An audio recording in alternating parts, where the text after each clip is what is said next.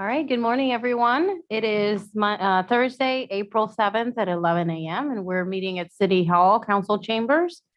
I'll go ahead and call this meeting to order and acknowledge that the press and the public have been duly notified of the meeting in accordance with the Freedom of Information Act. The reason I'm calling the meeting to order is that in January, we failed to include on the agenda the election of chair and vice chair, which is something that historically is done every year. There's no requirement that a chair would be changed every year, but just keeping with past practice, we want to entertain that today. So now we're on item 2 of the agenda, the election of chair, vice chair, and I will open up the floor for any nominations. Yes, Mr. Truslow? I'm going to move nominate as chairman. He's done a very good job. Ray Burns.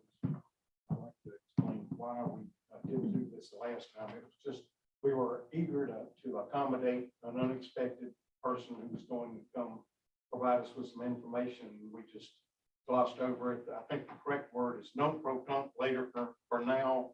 So it would, I would move to nominate Mr. Burns as chairman back to the beginning of the year. Is there a second? Didn't need a second. All right, and are there any other nominations for the office of chair? Is there a second?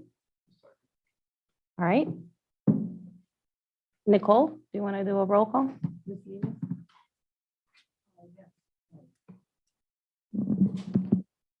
Mr. Truslow. Aye. Mr. Burns. Aye. Mr. Nelson. Aye. All in favor? Oh, can you, Sally just walked in. Aye. All right, with that, Mr. Chair, you can take it from here, and now you can accept any nominations for the office of vice chair. Okay, I'm opening up the nominations for vice chair. Do I have any nominations? I nominate this one. I second. Any discussion? All in favor? Aye. Aye. Aye. All opposed?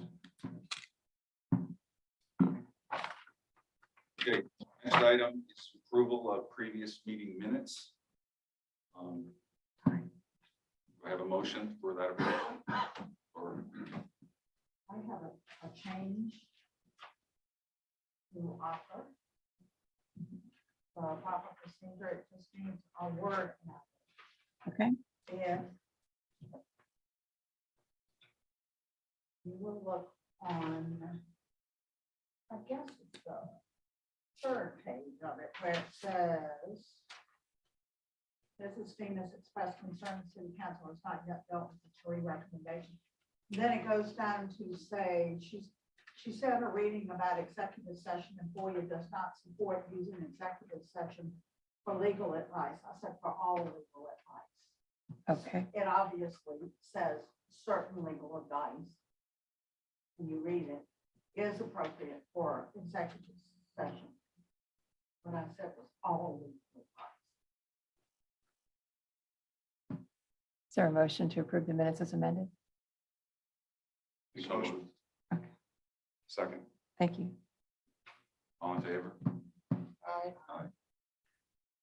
Okay, now I'd like to make a motion to modify the agenda sequence and propose that we move the 2 presentations, starting with the Chamber of Commerce presentation and following that with the Lovello presentation, move it up to this point in the agenda prior to the financial statement review for purposes of helping those folks not have to sit here all day and just move the agenda along smoothly. You need a motion? I just made a motion. I second. All in favor? Aye. Okay, so now we're into the new business discussion, and we're going to discuss and consider the request for ATAX funding from the IOP Chamber of Commerce for website development, and Katrina Limbaugh will lead that discussion.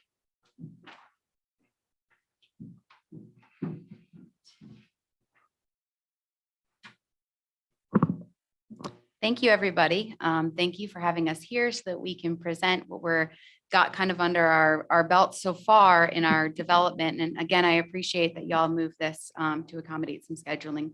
I do have a really important Easter egg hunt that I promised a 5-year-old that I would attend, and that matters a lot to me. So I appreciate that.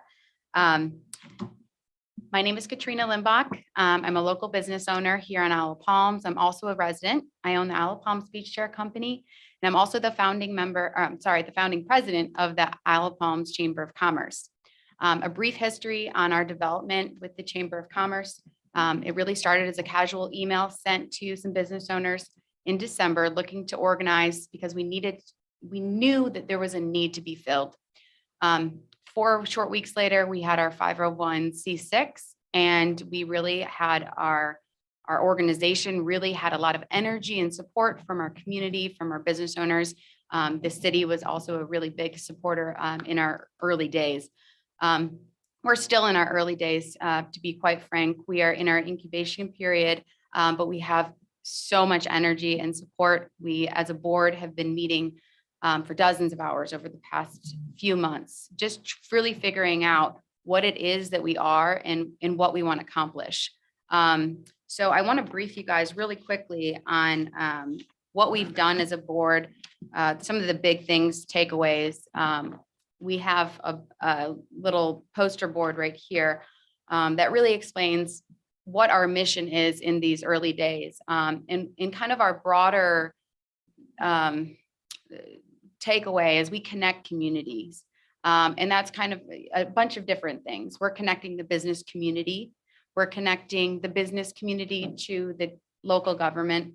We're connecting visitors to the business community. And we're also connecting the business community to our residents. All of those things matter, and we hope to help those connections happen. Our mission is that we advocate to advance commerce by serving residents and guests. It's simple. And it's really to the point of what we're trying to do. And our vision is probably my favorite. And this resonates with me as a resident, somebody who's vacationed here in the past, and also as a business owner. And that's our vibrant island lifestyle is always in season.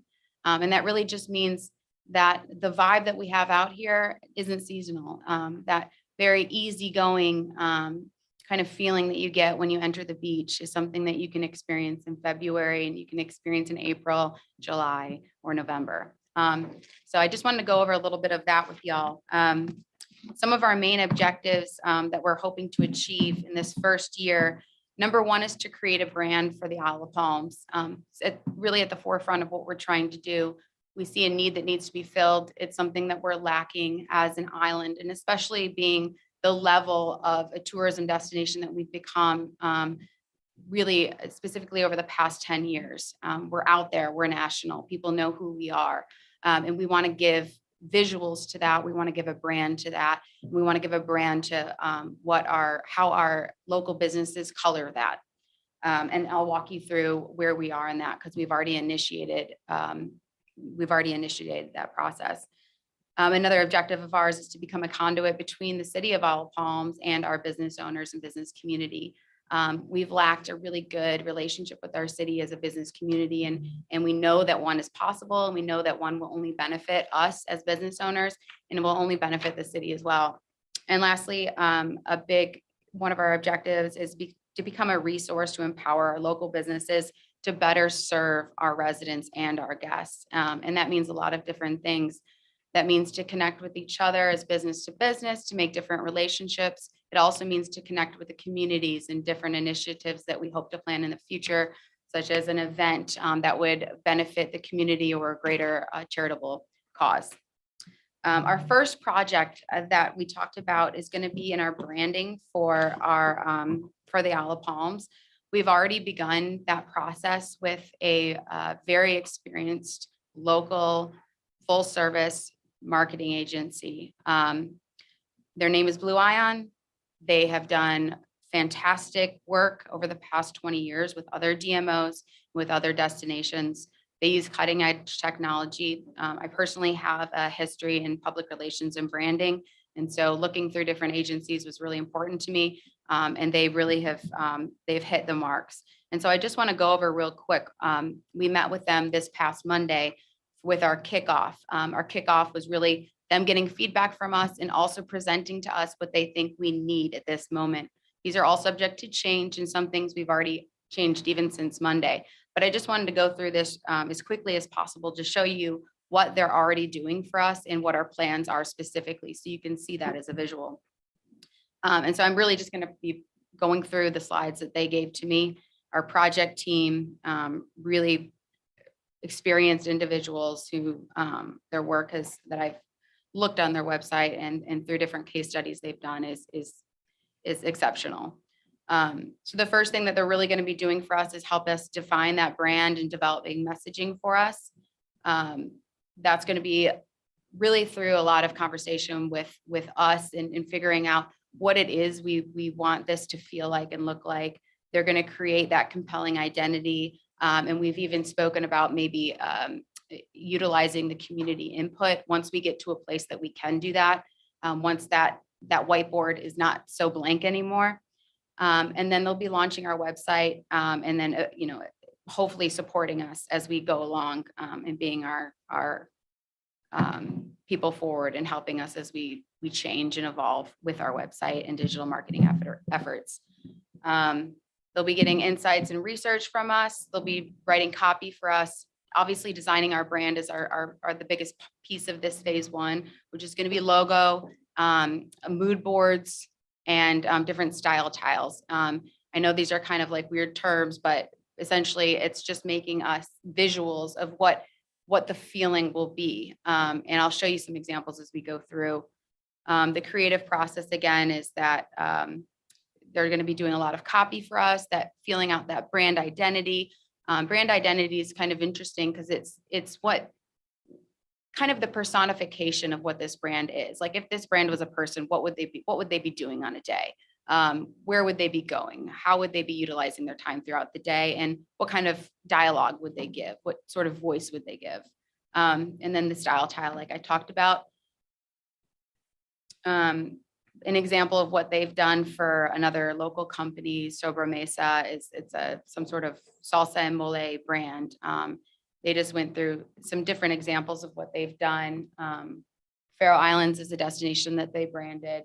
Just looking at what they've done in their imaging, how they utilize Adobe Illustrator and the different creative suites. They're very experienced in what they do, and it looks very modern and cutting edge. These are the mood boards that they've made. Essentially, mood boards are something that they'll create and they'll let you choose from when you're looking at how you want it to feel. Different brandings they've done. I just wanted to show some examples just to show you that this is no run-of-the-mill, agency. And then eventually we'll get to this stage, which I find very exciting, and hopefully we'll be able to engage the community in the city and in choosing what our logo is going to look like as an island. And they'll give us many options that we can choose from and narrow down and kind of tweak. Probably the most exciting part about the process. Getting into brand identity, this is kind of long and I don't want to bore you with all this information, but just showing you examples of the things that they've done in the past and what we can hope for visually. I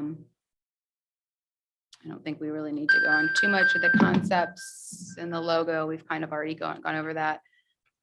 Phase 2 will be our digital strategy. I don't think they said that, but that's going to be when we get into our website. They're going to wireframe out our website. We already have an idea of what that's going to look like, but we don't know exactly like what each individual piece is going to look like quite yet. There's going to be a homepage. There's going to be a hefty visitor section, a member section, front end or back end. We're not sure. We're going to have news and resource, obviously, and about us, just to give a general overview of the Chamber of Commerce, and then the other necessary content for our privacy policies. This just goes over some of the statuses that they were giving us, but really that gives us a general view of what we already have in the works with our branding and our website company. To wrap it up, we're seeking this ATAX grant. It was at the recommendation of the city administration. we feel we're in a good place, and we think that it will benefit the business community and also the visitors coming to the island, giving them a resource of and a guide in how and where to go and what to experience when they come here. I can open up for a question if you all want to ask any questions. Yeah, Glenda, First of all, thank you for the presentation. welcome. The city should hire you as our PR. My goodness, I'm gonna blush. The city needs to be doing that, and I have advocated that we need public relations. The city should be making decisions about our branding and other things. And that should involve the residents. There should be a survey that is that everybody on the island, community, business community is doing. You all are taking the roll on because you saw me. And that's wonderful. I appreciate that. And I also support businesses. I own a short-term rental business. We're not really being invited or included in the chamber at this point.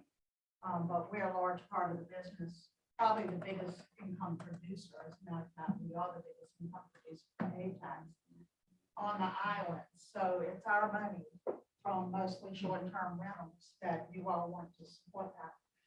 I think your endeavor is great, but I think it's misplaced. And the ATAX money, it does, one of the recommendations is that you have 3 years of experience or records. Well, we would even consider a year or two, you know, if it was appropriate for ATAX. ATAX money is not really to support for-profit businesses, even though they may have tourism tie-in. As far as some culture and things that help tourists more directly, this is an indirect sort of thing. So that bothers me right there. And last, I'd like to say that the Chamber of, CBB, Charleston CBB, told us that they were going to produce a website for us.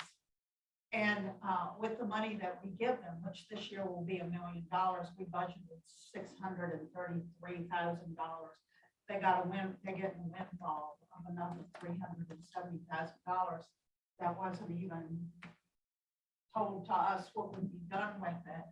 That's where that money should come from. So I think you all should get that money from CBD to do that project. That would be good. So that's kind of my statement about it. I know there wasn't a question in there. I appreciate your feedback, and if you don't mind, I just want to clarify that we are open to anybody who holds or does not hold an Isle of Palms business license, and that includes every single short-term rental. We've not officially opened for membership, but we're so excited because in 2 weeks, we will be on April 26th, or 3 weeks. My weeks are short. On April 26th, we'll be open fully for everybody that would be interested in attending. And everybody who holds a business license will have a vote within the Chamber of Commerce. And we fully recognize that our business community is supported by short-term rentals and tourism. And that's why we want to have such a heavy guide on there for visitors. So we see this as like a full service guide for visitors when they come here, so that their experience is wonderful and well guided throughout the business community, so that they return. And also to attract people to come here if they're choosing between us and maybe another local island, to see that sort of community that they want to see, that there are so many restaurants, so many services, things like that. So I just wanted to explain that. That's what we paid CBD $1 million this year. So there is money there for that already paid instead of taking it out of our 65% bucket. So I think that would be the place to get money from. Thank you. For that. And also there will be an element of members in the chamber that have nothing to do with tourism. So if you're a developer, if you have a home office business, you can join. Maybe you do accounting for somebody in Mississippi and Minnesota. You can join as well, and that's not tourism related. So as a subgroup, tourism is part of what the chamber does, but it's not the whole chamber's mission. So I appreciate what you're doing. Thank you. And it's necessary. Thank I you. just want to point that out. This is ATAX. And the ATAX people who pay into that are the lodging people, not the restaurants. They pay a hospitality tax. It has nothing to do with it. So I think the people who, are collecting and contributing need to be highly represented in how we give grants. They're supposed to be received. Thank you. If I may.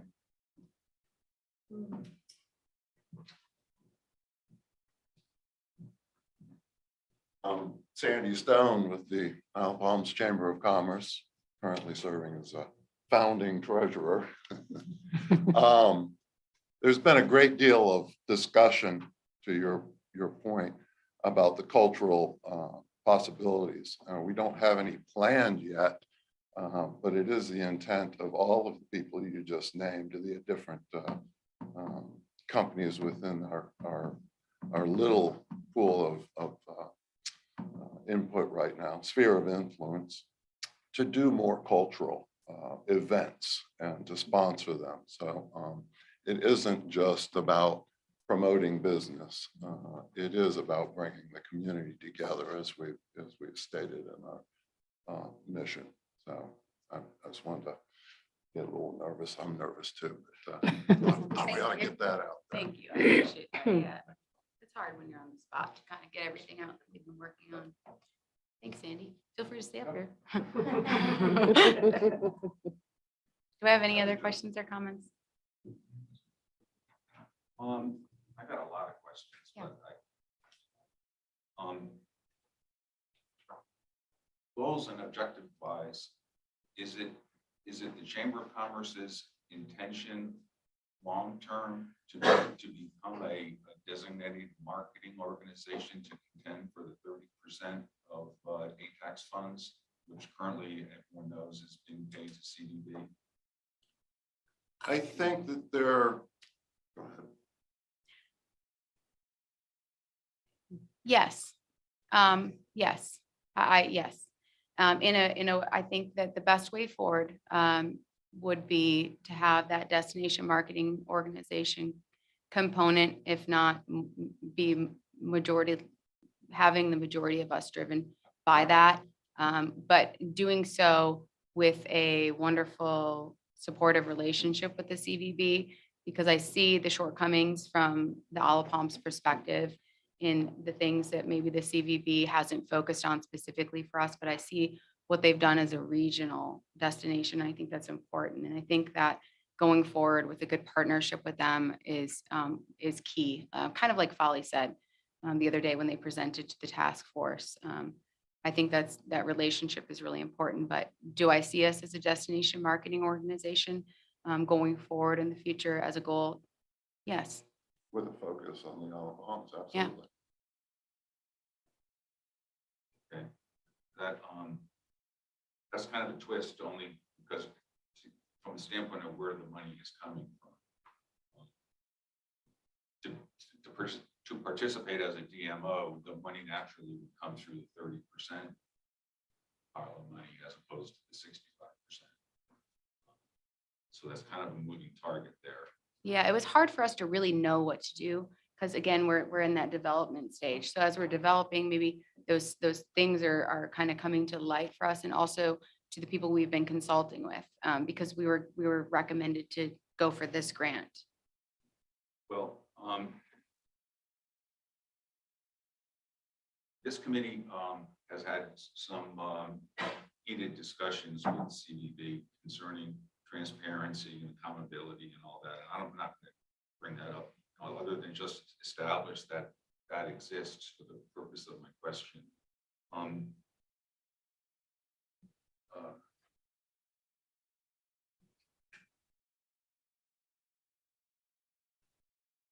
This committee recommended to the city that the city form its own nonprofit direct designated marketing organization, or DMO, as a recommendation for city council to consider. And that consideration or that motion is still out there, not been dealt with by city council, which is fine. However,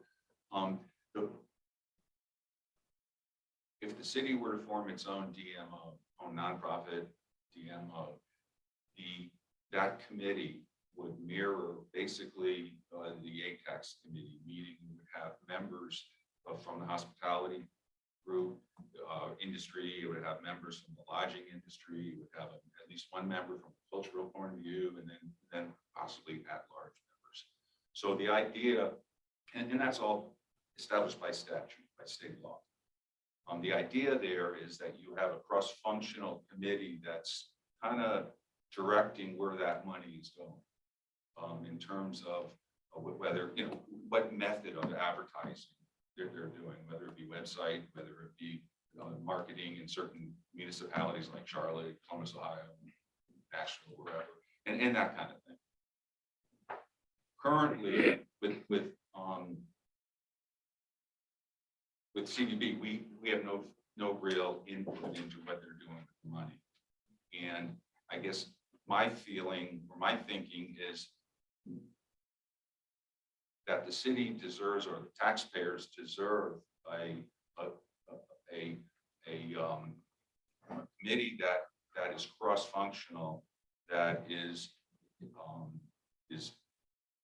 cross-functional to a point where it represents all of the city, and as opposed to, I'm concerned about creating another CDB, I guess, to putting the money, allocating money to the Chamber of Commerce that we would have no input into how the money is spent, where it's spent, into whose benefit is being spent.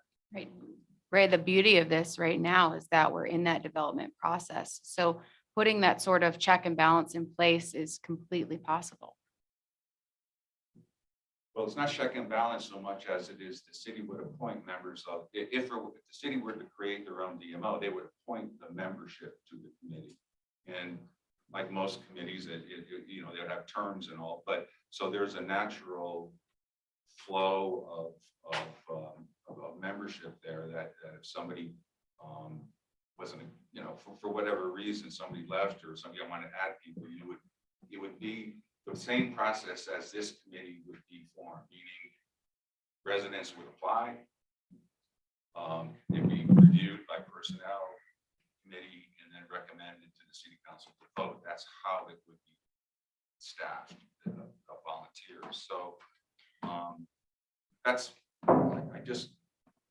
I don't know what my point was there, other than saying there's a distinction between giving the money to somebody, to a group that we have absolutely no say of what they're doing with the money, which is where we are today, versus having a committee that is of residents who have expertise in those areas, and would then hire seemingly professionals to execute what their strategy is. Chair, if I may. Sure. I think we're confusing. There are two issues. The request that's coming before the committee is not to bless or somehow legitimize the IOP Chamber of Commerce as the city's new DMO, nor the money would be argued.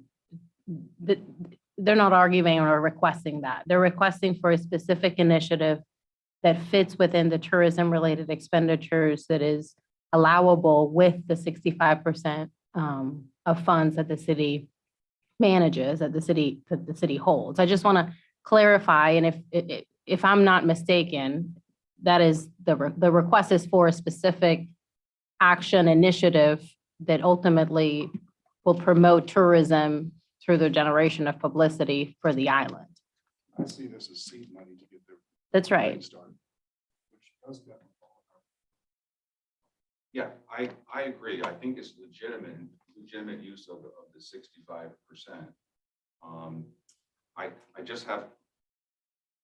I'd like to know what the end game is before we, start putting in seed money to a thing. I'd like to understand, well, okay, where is this going? What's the ultimate objective? Well, ultimately, before they can start working towards establishing themselves as a potential option for a DMO for the city in the future. But that in of itself will be a different process for approval that will go through this committee and ultimately with council. And that'll be a set of guidelines or requirements that the city may want to put in place before the city would consider them an eligible DMO to receive funds from the 30%. You're not, I just want to make the point, I don't think you're legitimizing them as a DMO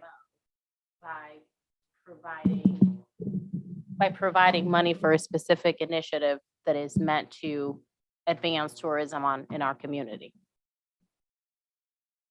Okay. If I could, if it helps at all, we're trying to be a member-driven organization. Our initial core makeup will be the businesses across the board, no matter what. As well as involving city council members to be members. We've currently had the mayor, Desiree, and some city council members at several of our different meetings as we've gone forward. So to keep them abreast and aware of what we're doing. But it's going to be a member-driven organization, and it's going to be subject to change. So where we're going and what our direction is, I don't think either of us are here to say it's going to look like this in a year and 5 years and 10 years. I think that like all things out there, it will change as the needs arise, depending upon the market conditions. Where, I think the application says you anticipate the cost to be $35,000. And you're asking for 10. Where's the other 25,000? The Charleston Visitors Bureau has offered to help us fund our initial website. Which kind of comes full circle from that ATAX conversation that we just had.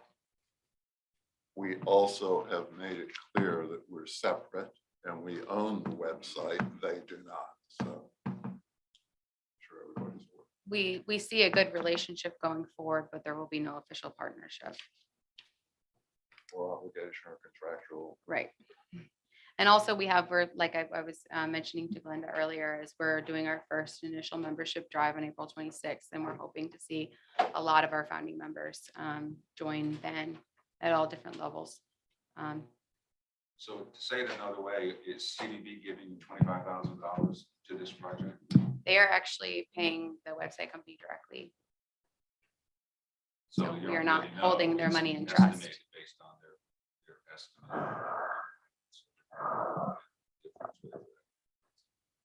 Right. These And hopefully we see that out of our kind of, projects, depending upon the labor time invested by Blue Ion, it could very well grow a little bit. Websites aren't inexpensive, so that's just our first budgetary shot out of that basket.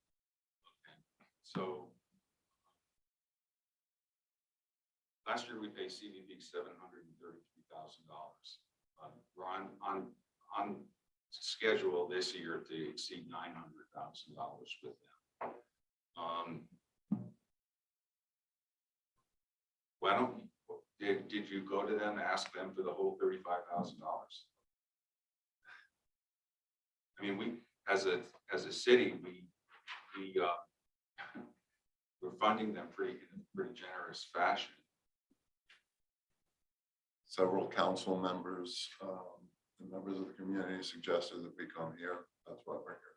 Yeah, no, I To answer your understand. question, yes, and ancillary to that, we're So you did ask them, and they suggested that. we said we would do our due diligence in trying to fund as best we can by ourselves so that we didn't feel, or it didn't appear that we're fully funded by them, because we could see that appearing maybe looking like we weren't independent, which we are. Would be our ATAX promotion from the $1 million that we give. Understandable, Extremely over budget of what we. Right. budgeted.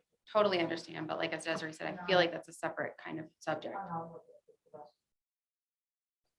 We receive requests like this or questions about sources of funding, and certainly this seemed to us like something very appropriate for funds from the 65,000, particularly the allotment that city council approves every year of $50,000 for programs or sponsorships such as this throughout the year. So yes, it was made as a recommendation that they come forward with a request and certainly be available to answer questions about how they would or plan to use this money for the generation of publicity and increased tourism activity on the island.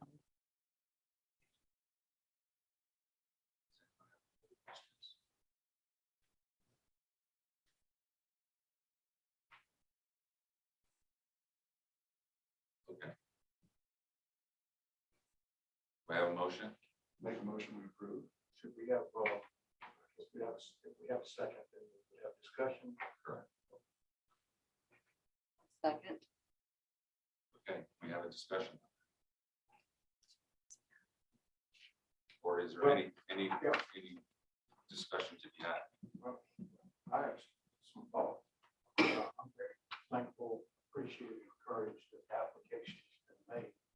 Mr. Treslow, would you mind checking if your mic is on and speak closer to the mic? Sawmill whisper, so let's see if this. There you works go. better. Now it's much better. How's that? Thank you. Is that better? Yes. All right, I'm thankful and encouraged that you have been formed, you're moving forward, you're trying to do something for the betterment of the businesses on the island. I tend to be pro-business, and you're trying to do things for the benefit of the community and our valued tourists. I hoped, and I'm again encouraged to hear that that you plan to offer an alternative to the current DMO. I think you've been proactive in submitting your application now but we're coming up against a new year. So you've in many ways gotten ahead of us, which is good. I like to see people be proactive because we're thinking, or at least I'm thinking about a new year that starts on July 1st. And that's what we would need to be looking at in my mind. I like the idea of branding, and I know you're uniquely qualified. If we're, we talked about that in other contexts about, Folly Beach and Charleston's Beach and the Isle of Palms never had any kind of real branding like Charleston's Family Beach or something that you're well qualified to address. I've got I've got to tell you, and I'm discussing for our committee, that there seems to have been, I think, one of us mentioned that after the domains case, and that would mean nothing to you probably, but after the domains case, it was a Supreme Court case that indicated, among other things, there were new duties and responsibilities on us that we had not undertaken in the past. We can't anymore be to the degree we were a rubber stamp. We're supposed to really look at all this stuff carefully. Turk has indicated the same thing, the state treasurer, and if we make a mistake, they not only take our money, but they take it double, and that's what the law says. So we got to be careful. We've got some new information today, and after everybody has a chance to speak, what I'm gonna make a motion to table a decision until we have a chance to see how all this plays out as far as Turk's approval in light of the domains case, what our charge is going forward, given what the city is doing regarding a change in a paradigm shift away from our current 30% DMO, because I'd really like to, and I'm very encouraged by what you said. I'd like to see that brought home so that we spend Isle of Palms money for the benefit of Isle of Palms, our residents, our businesses, and our valued tourists, rather than the current business model where we give our money to a DMO, and in effect, as far as I was concerned, we're kind of told, in fact, I've almost been given these words, none of our business where our money goes. And I feel very confident with Standy and with you. Y'all be straightforward with this. You'd be accountable, and you're here, you live here, your business is here. You 4 children, you have three. I remember when you had the last one, and you live here. So I think you're, I don't want to say ahead. I think you're being proactive, because for me, I'm looking for next year, starting in July 1st, and I want to commend you for being here. And what I guess what I'm saying is, I kind of want to think about it for a little while and make sure we've got this new case. We're under, I think Ray said it's a game changer after the domains case. And so I'm going to, after I have a chance to hear it from everybody, I'm going to ask that we table a final decision. And I don't think that's going, it won't prejudice you because we're talking about next year, I think. So we would be able to make a decision by the time of the next meeting. Does that cause y'all a problem or is that? A that little cause anybody- anxiety, but no problem. Okay, all right, thanks. And we're talking, I just want to be clear, we're talking about the grant that we applied for. I'm- We're talking about the grant that we applied for the $10,000. Okay, Well, what I'd like to see is next year y'all became or under fair consideration as to be a DMO alternative. I'm not Yeah. saying which way the city should go, but right. give the taxpayers and the tourists and the businesses an opportunity to serve our community. To me, I felt like this would be a good way for us to show that, a good test. There, Chair, there is a motion, just to keep the record clear, there is a motion to approve, and I think Mr. Truslow made a motion to table. No, he said he was No, I talking- said I was going to make a motion Oh, to okay. table, but I wanted, in fairness, to let everybody who wanted to speak. I didn't want to shut anybody off, and if somebody could enlighten me as to why I'm wrong, I'd be certainly willing to reconsider. That was just my thought process, and I'd like more time to study this. I think it'd be fair to y'all and the other members of the committee and to our taxpayers. So that's the reason I'd like more time to think about it. Glenda, do you want? Okay, yeah. The makeup of the Chamber of Commerce doesn't match what we need for an independent tourism board, but that's another discussion which you pointed out. We're not talking about whether you all would be our DMO or not.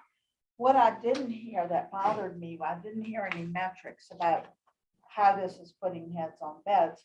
Now, if you talk about return on investment, someone asked for $10,000.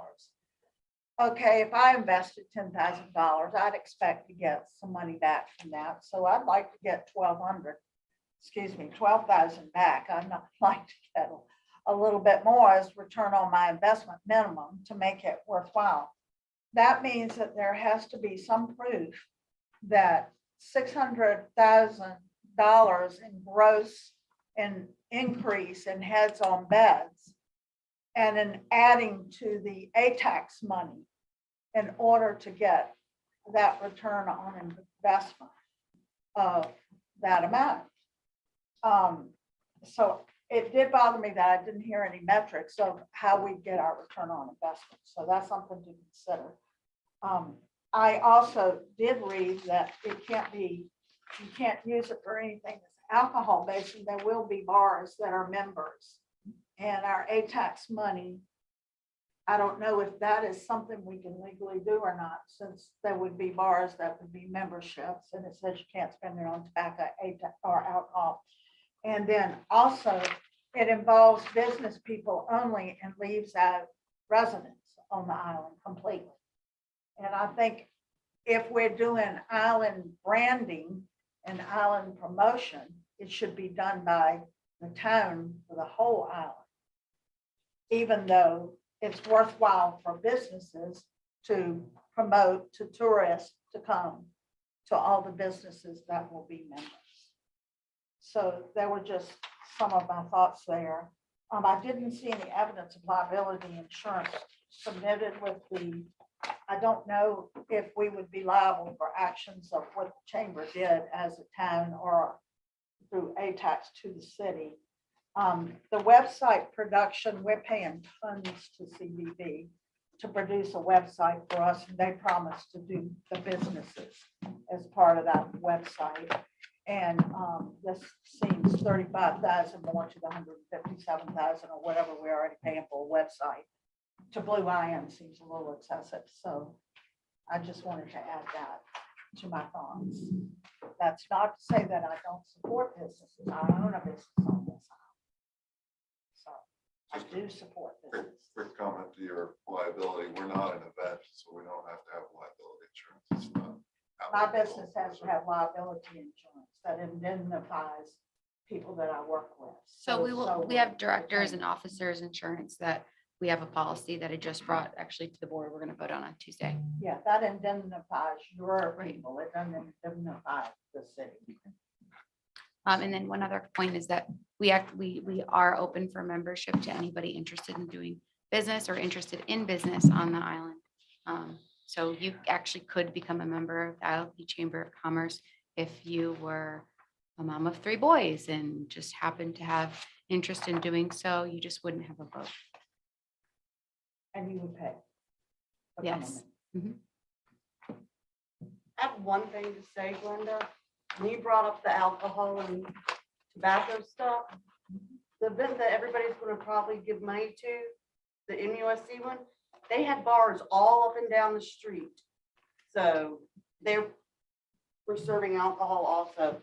So if we're not gonna give money to them because they promote bars, we shouldn't be giving money to most of the things that we give money to. This is not my personal statement. I'm just saying that this is the ATAX guideline. so Right, you well, might want to and address that. I'm just stating that most of the things we give money to, even the street festival, all promote those things that you just said that we should not promote this for. I promise we will not be drinking while we're developing the website.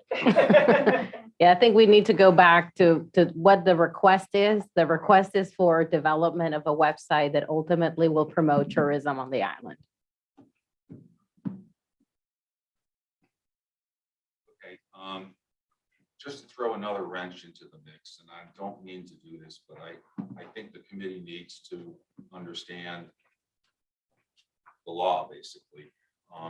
If you go to South Carolina Department of Revenue, ruling 98-22, it's a document that goes back years ago, but it's sort of like a guideline that an ATAX committee can use to answer questions. They go through they go through the law, and then they go through a series of 34 Q&As.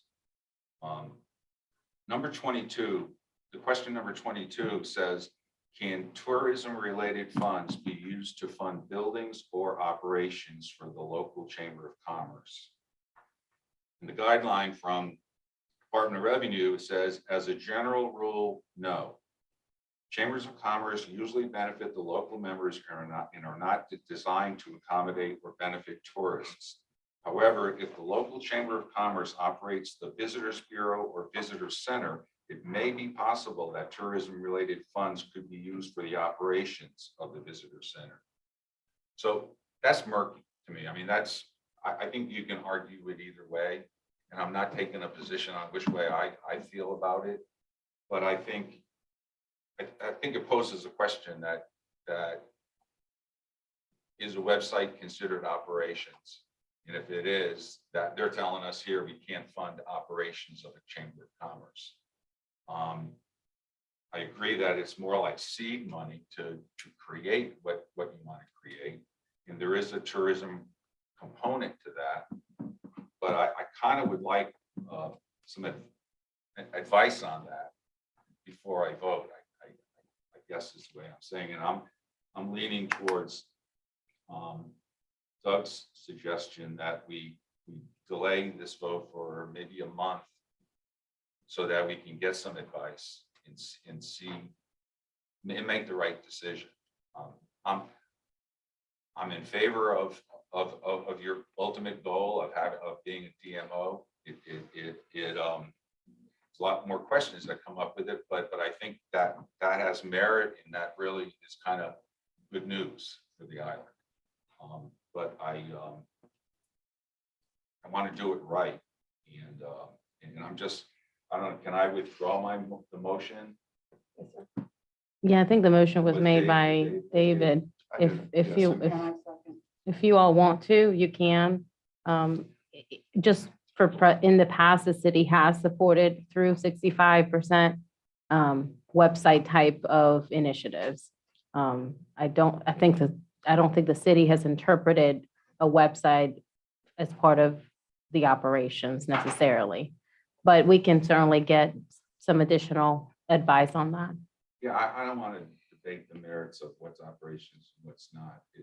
It's just, it's a specific question to, it's kind of very closely related to what we're discussing here. And I'm reading it as saying that like a gray area, no, as a general rule, no, that's the answer. Well, that's not really helpful. I just like to get a better understanding. Does it cause you heartbreak to wait possibly 30 days? Not if I can make the Easter party. Just kidding. Yeah. All right. We're gonna have to do whatever y'all decide to. Go to to the do. Easter one. Well, I know. you would have to- I just want to be clear. May I just? I really don't want to. I think we should go ahead and vote on it. Let's leave it to the city council. I think it's in their ballpark, not ours. I'm gonna move. Obviously, there's some people behind it on city council. We've suggested it. Well, they'll tend to do whatever they want regardless of our advice. So I'm going to move at this time. I respect what you say, Dave. But I'm going to move at this point to table a final decision to give us a chance to research this. Given the domains case and the instructions, we can't be a rubber stamp. We're supposed to review this seriously and give it our best shot. I'm trying to figure out how we can get around some rules, some guidelines regarding these being done for reimbursement, not seed money, an entity that's been in existence for a year, along with the things that Ray has said. So I'd like more time to think about it and get it right. Okay. All right, I got my motion. Is there a second to the I don't know motion what to this is table? second. Is there a second to table the motion? there wasn't a motion to. He made a motion to table this. He said he didn't want to. He just, No. Mr. Truslow. Just did. Oh, Mr. Nelson said no, but Mr. Truslow just made a motion to table the motion to approve so he could do further research. Does anyone want to second that motion to table? I second.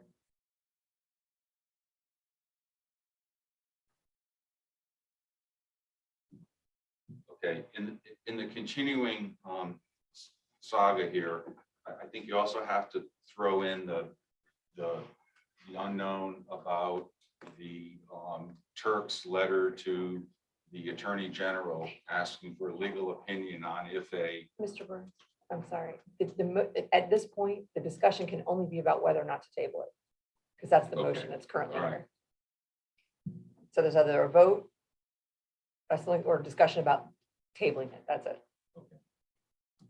any discussion further about tabling the motion?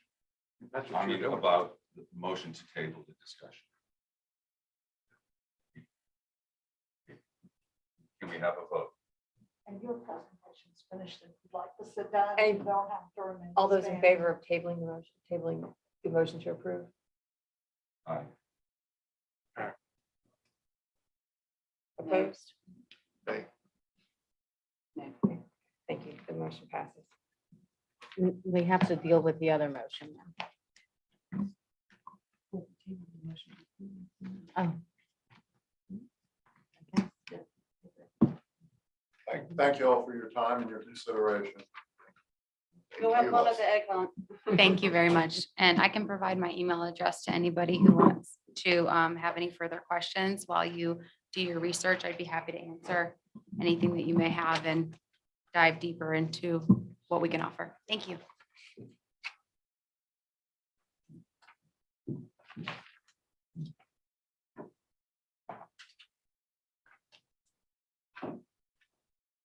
Okay, next item, we'll hear the presentation from the Lovello bike ride folks.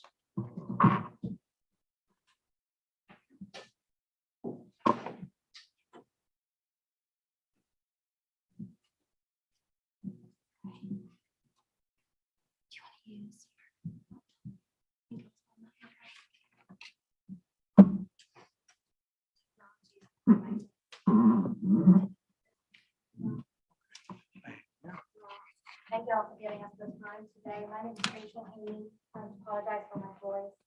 It's going out yesterday. I am the director of Lovella for MESD Collins Cancer Center. And this is one of my rider recruiters and volunteer managers here with me today. Many of you may be familiar with Lovello as our first year was out here on the Isle of Palms, and I just want to first thank you all so much for being a city-sponsored event as we were in 2021. Many of you may know that we had less than optimal weather that day for our November 6th event, but y'all were great. City Council, fire, police, everyone worked with us, made last-minute changes, and we still had over 250 riders come out that day and celebrate here on the island.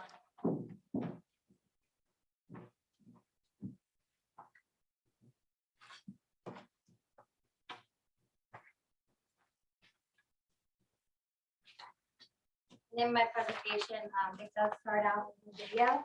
It's our event recap video, and it really captures our mission of Lovello for Holland Cancer Center. This year, we are presenting Lovello as not just a weekend long event, but also a lifestyle to promote health and wellness year-round and promote Lovello to our participants as a platform to learn about Holland Cancer Center and all the initiatives that are beginning there for cancer research.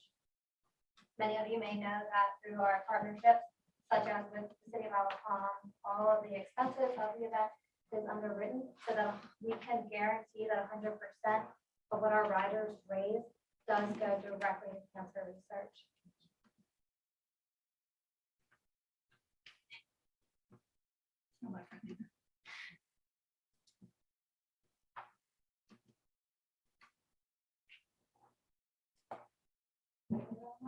Oh, if you, I can just, yeah.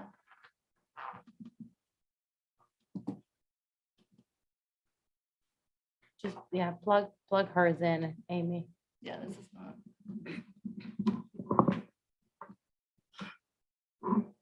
Lost the Amazing Race.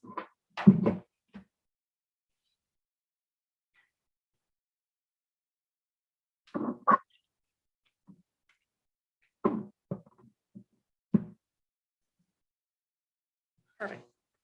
Right. Let's learn a little bit about Lovello.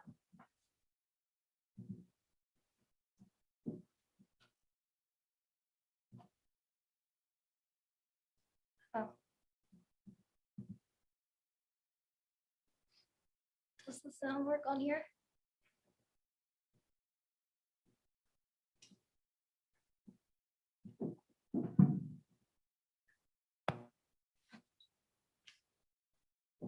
Yeah. The control is in the back or. Hold on, let me see if I can just do it on my, I can turn it up really loud here.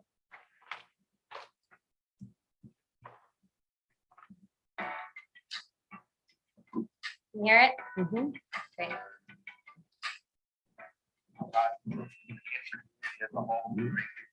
My sister, right.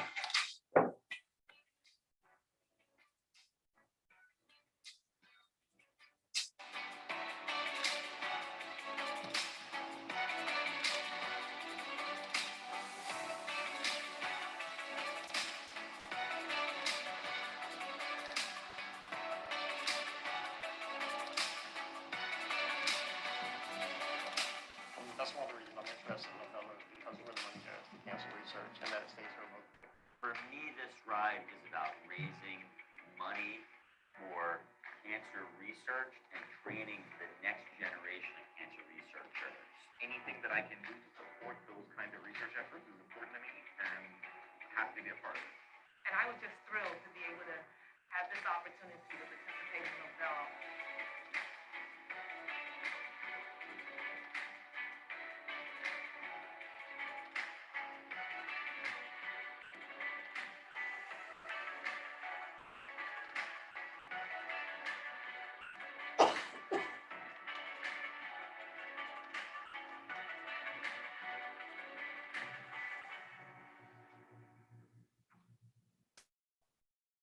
That shows you a little bit about what we're all about here at Lovello.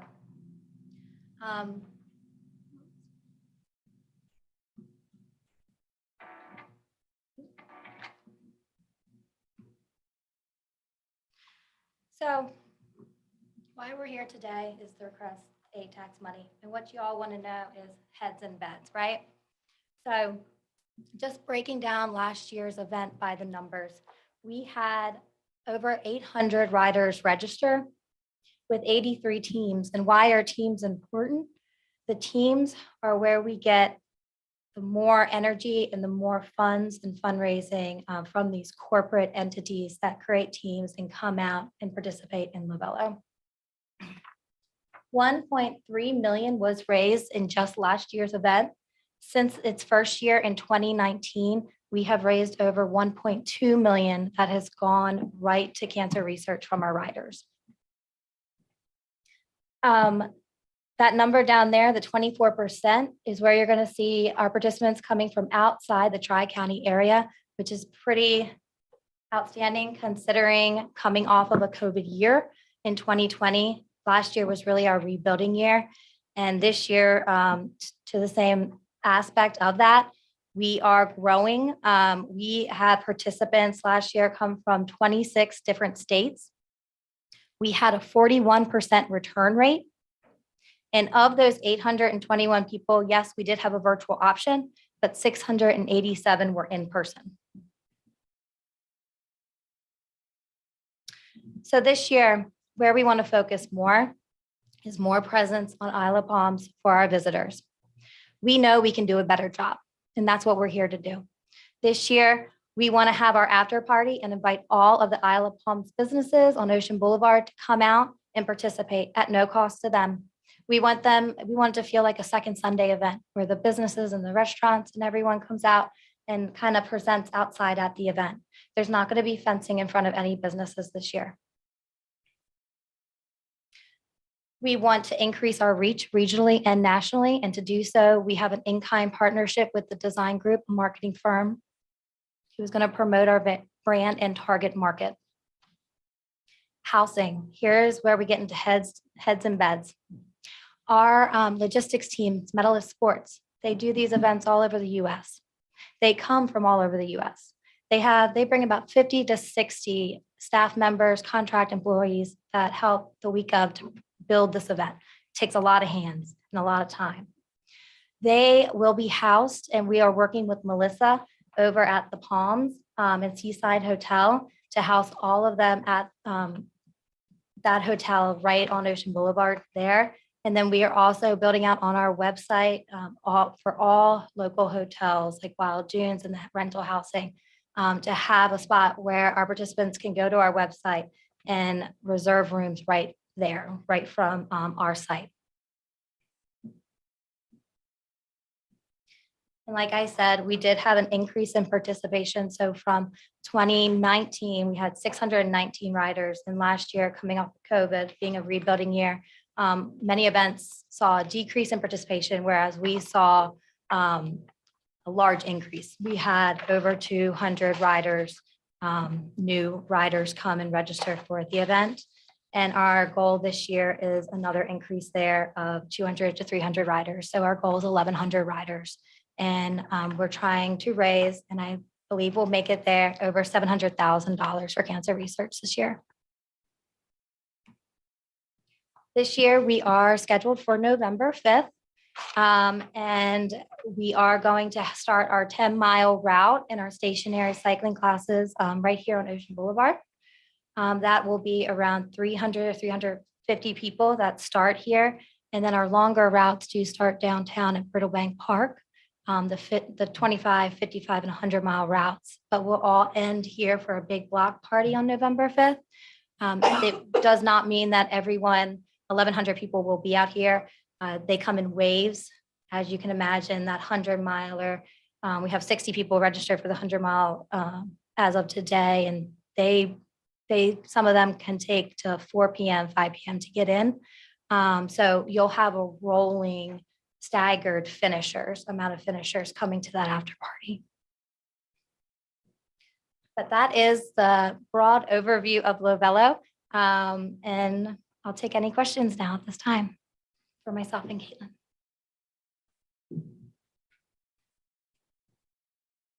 I'll start. Please. Charleston, Sullivan's Island, Isle Palms, and Mount Pleasant all are involved in this. Yes, ma'am. What funding are they giving you from their ATAXs? We have not even applied yet from there. We are looking into that. So that is a future application that we look into. So you'll be asking them for funding as well. Okay.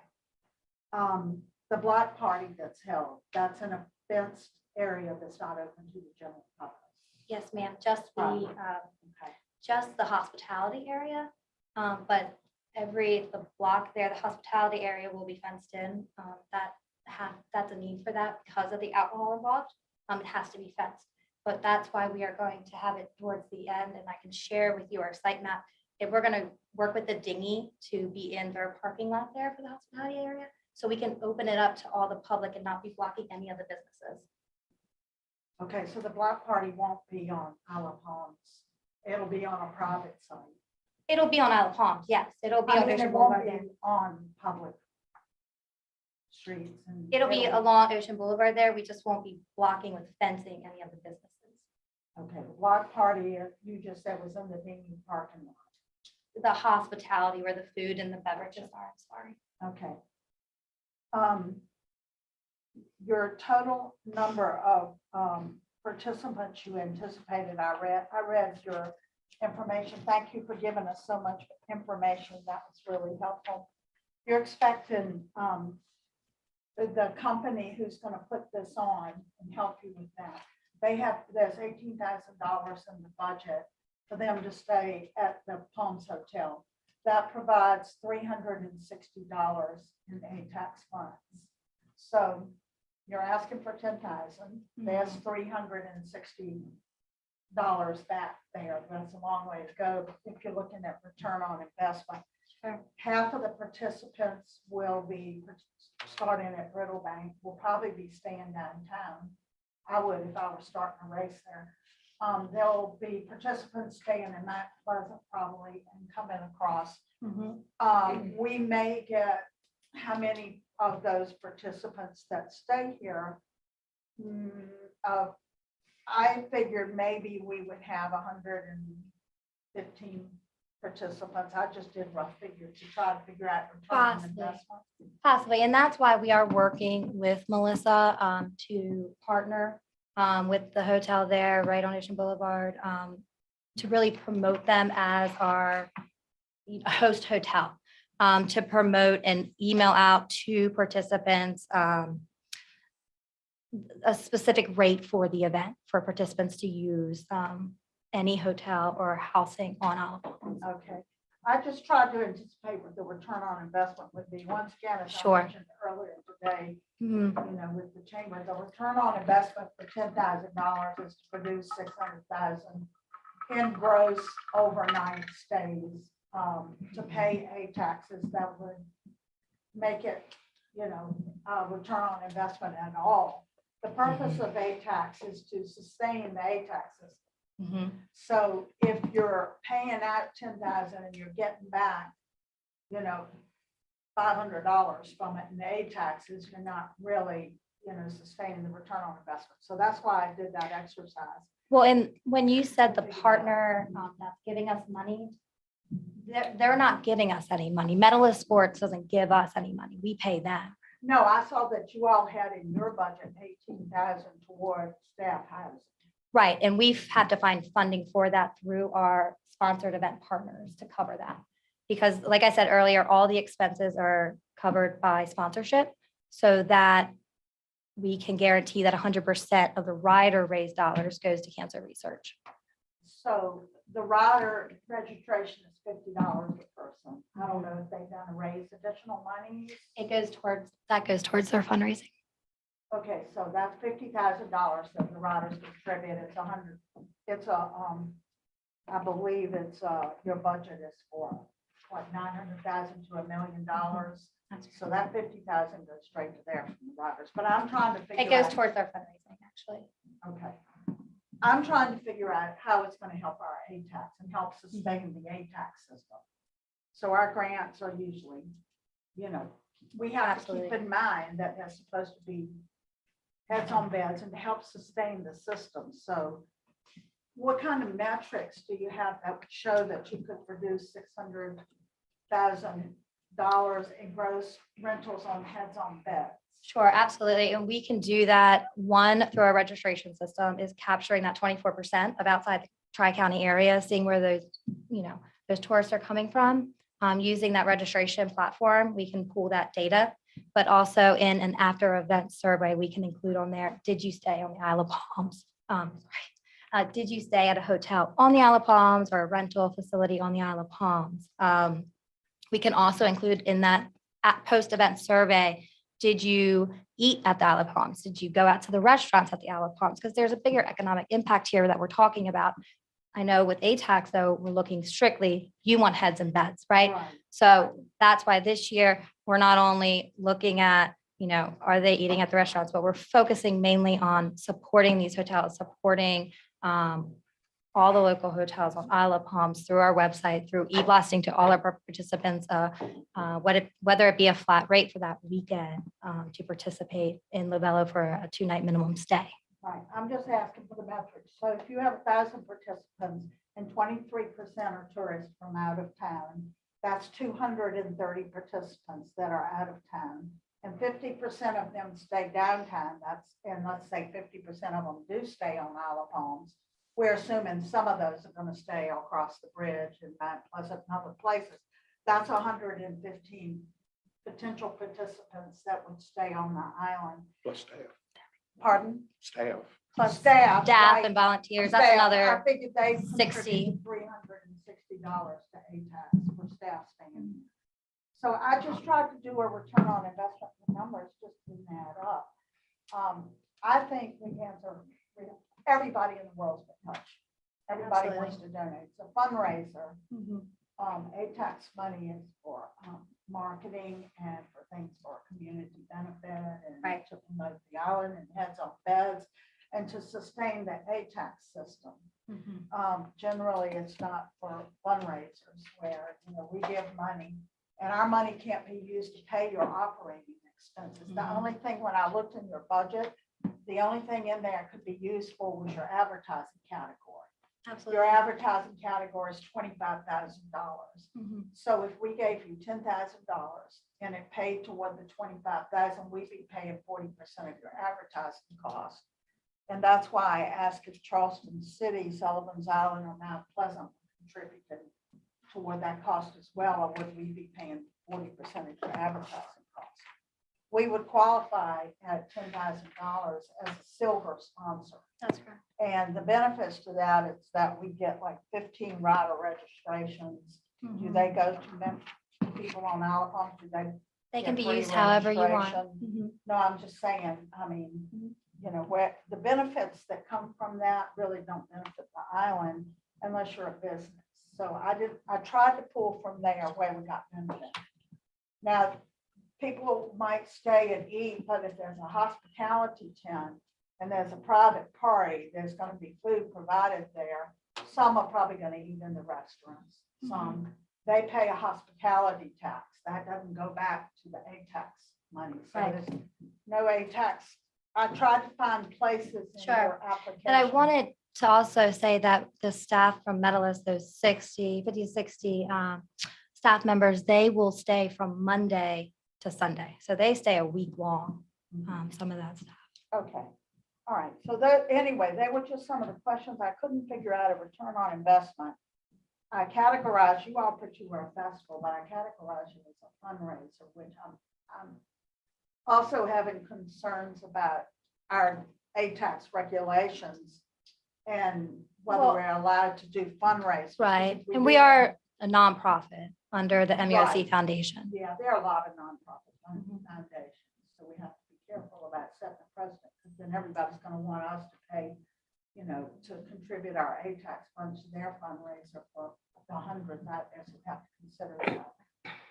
This is one that, if we were going to choose the better fundraiser, so I didn't want to say that. Okay, so I've said enough. I went through and I had other questions, but I think that's the main ones that I wanted to do. Thank you. Thank you.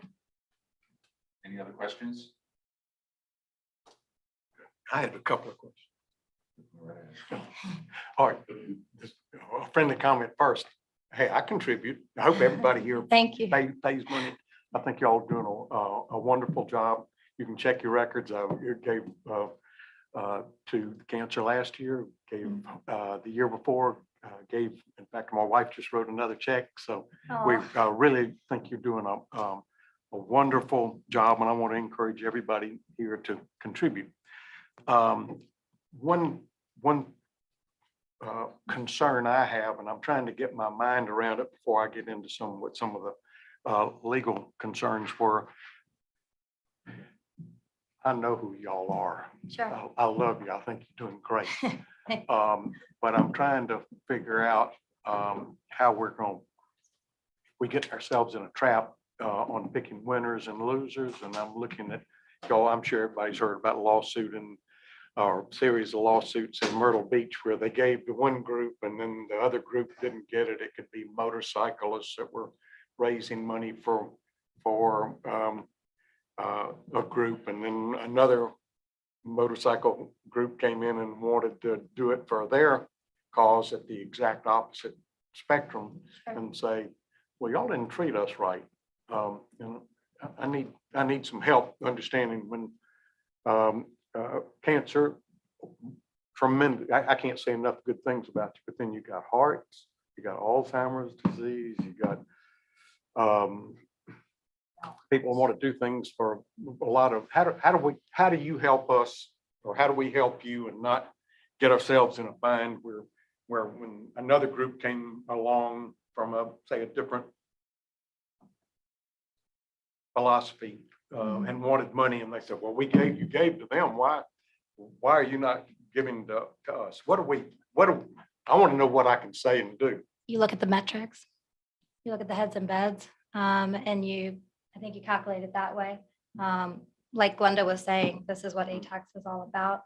And you look at the return on investment. I wanted to get more of that point that we can do a better job there. And we are going to by promoting these hotels. But I think to your point, you look at the metrics and you say that, we've supported this event in the past, which you have as a city sponsored event last year. And just that you are supporting the mission, that everyone has a strong mission, right? And everyone has a good reason for what they're doing, whether it be ALS or Alzheimer's. But I think it really comes down to what have you supported in the past and why? And just to that point, did that answer your question? Well, I'm just trying to think. I mean, I noticed this first thing I checked, when are you going to do this? Because if you're going to do it during the summer, I'd have to say, honestly, on July 4th, I'd say, I'd have to give a thumbs down. But you're in the shoulder season. That's a good time. Last year, I know was horrible, but that's good in some ways and bad in others. But are we going to be faced with every weekend? If we have next year, we had you, then we have the heart, then we have Alzheimer's, and I can think of. Have you gotten other requests from other What would organizations? we? Can we worry about those other requests when we get them? I'm That's sorry. not, their presentation is about their request. Okay. We don't need to worry about hypothetical other requests coming down the road. Well, I sort of did, but okay.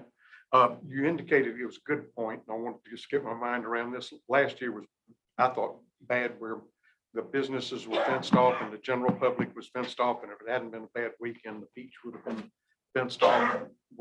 I didn't understand exactly what you're doing this time around. Oh, we can share that site map with y'all as well. I can send that to Desiree, but we're not fencing in front of the businesses there. And there was always, even last year, there was an opening for the public to get to the businesses. We never actually blocked off any businesses or access to the beach in any way.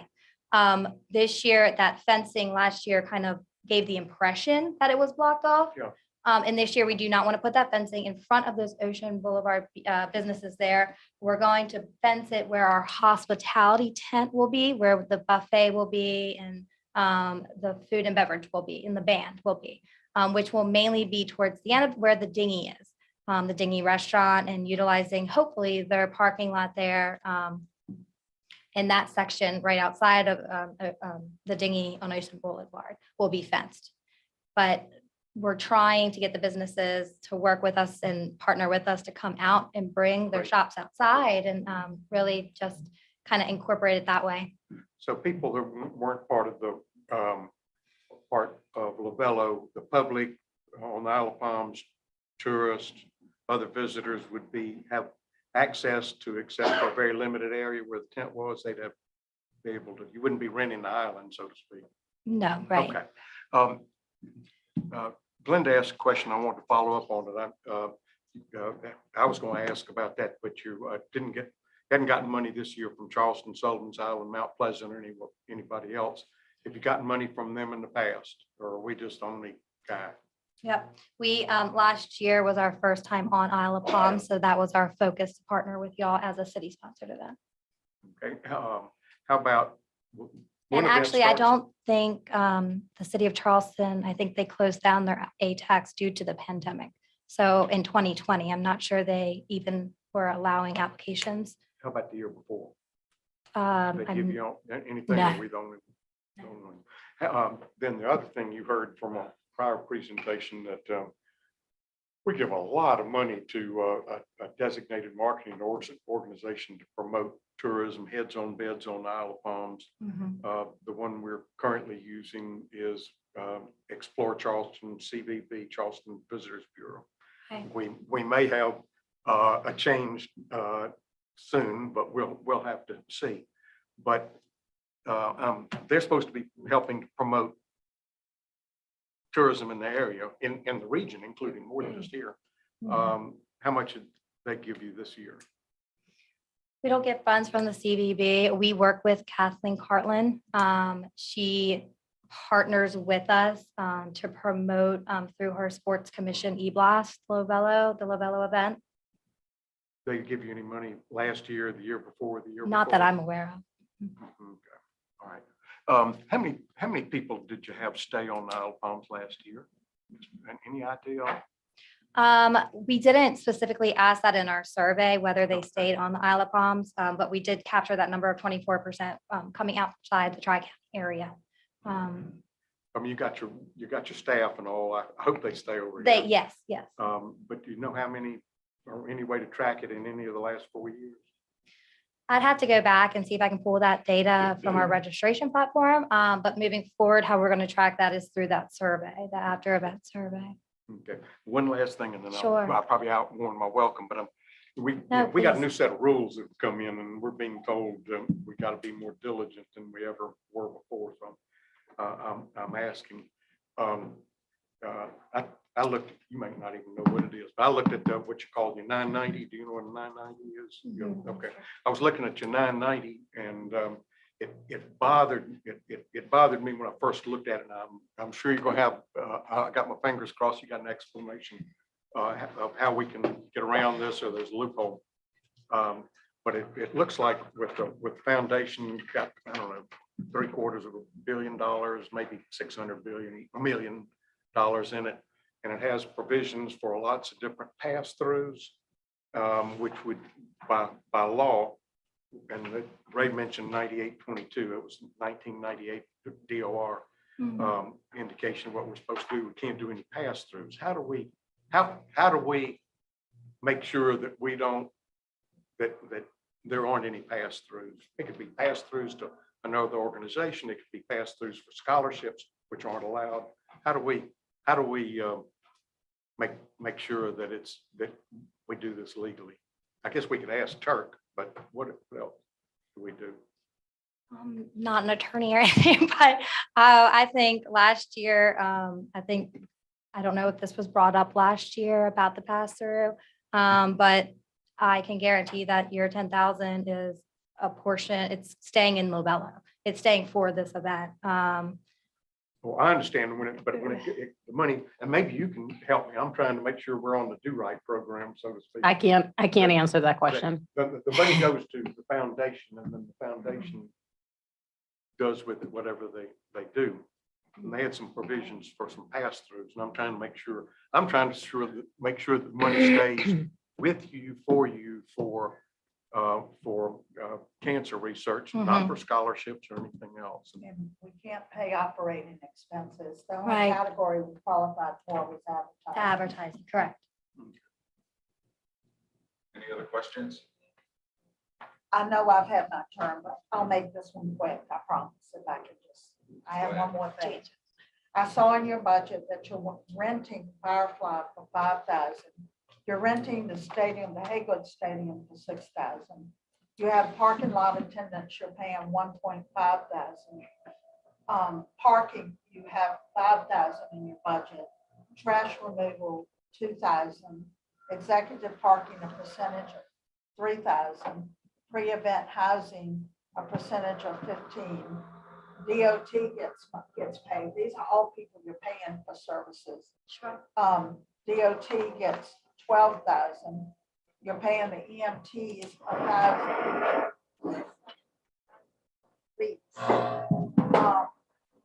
In there. So a lot of people getting paid for services that we're providing for free.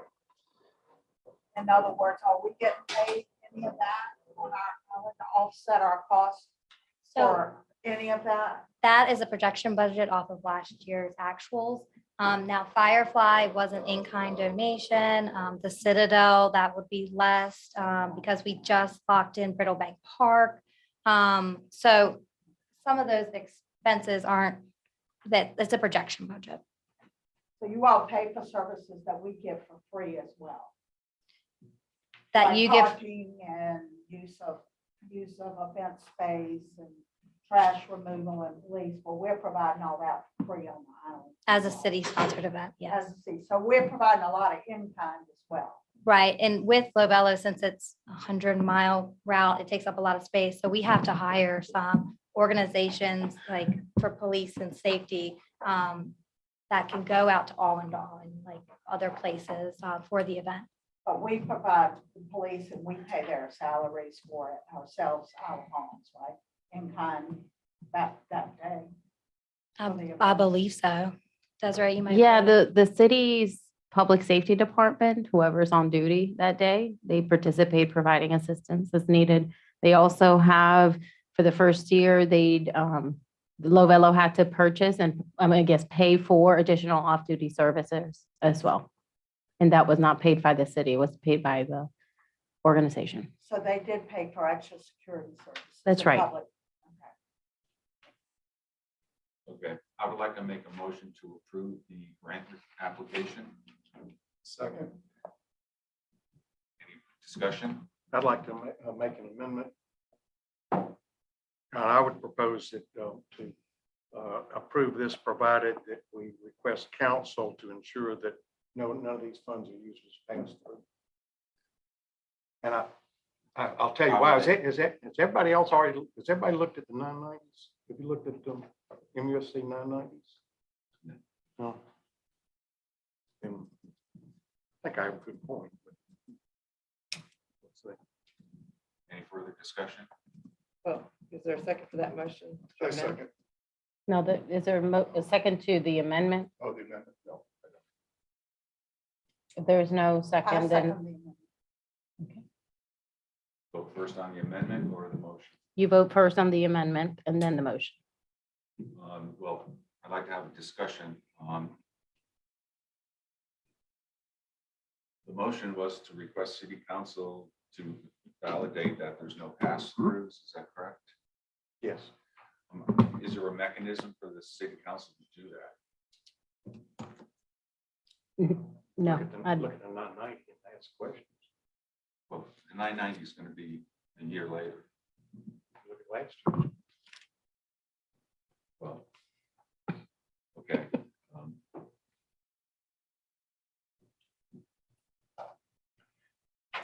All in favor of the amendment. Aye. Aye. Nay. Nay. Motion failed. Amendment fails. Now you can vote on the original motion. All in favor of approving the grant request? Aye. Aye.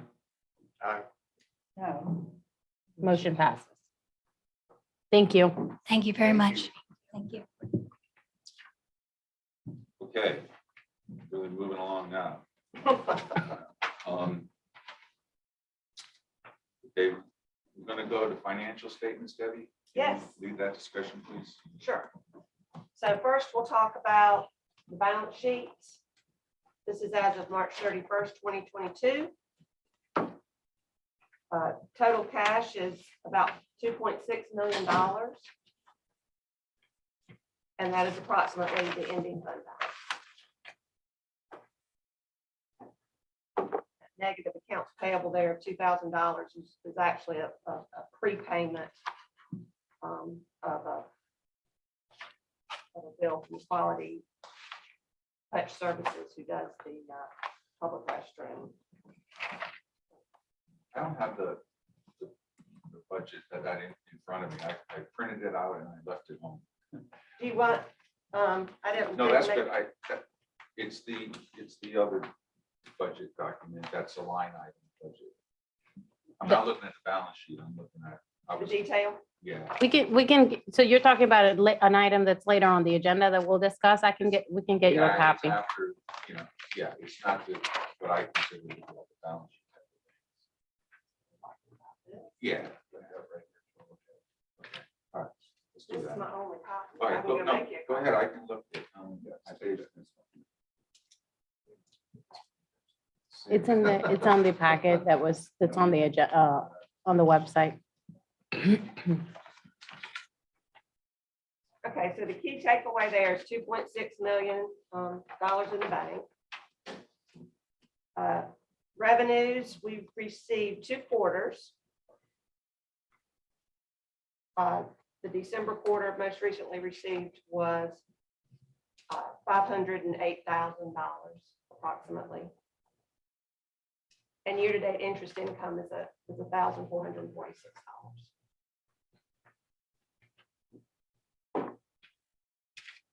Then reviewing the expenditures, this is for the 9 months ending March 31st. We have 54,000 and some change spent for public restroom operations, including electricity, water, paper, insurance. David, can I ask a question? That was where I had a question. Mhm. What is glitch, et cetera? That's just Blitz is a Plumbing. plumbing Plumbing, company. yeah, that's what I figured, but it's just a big difference between actual expenditure and budget. And is it like you expecting to have repairs or something? No, and I think the budget for this year's maintenance on the public restroom is similar. We put a fairly sizable provision there because when things break, we want to be able to have the money to fix them, but there's not any specific Okay, so, need that we know of on the front end of the year. okay, it just looked out of whack. That's the only reason I asked.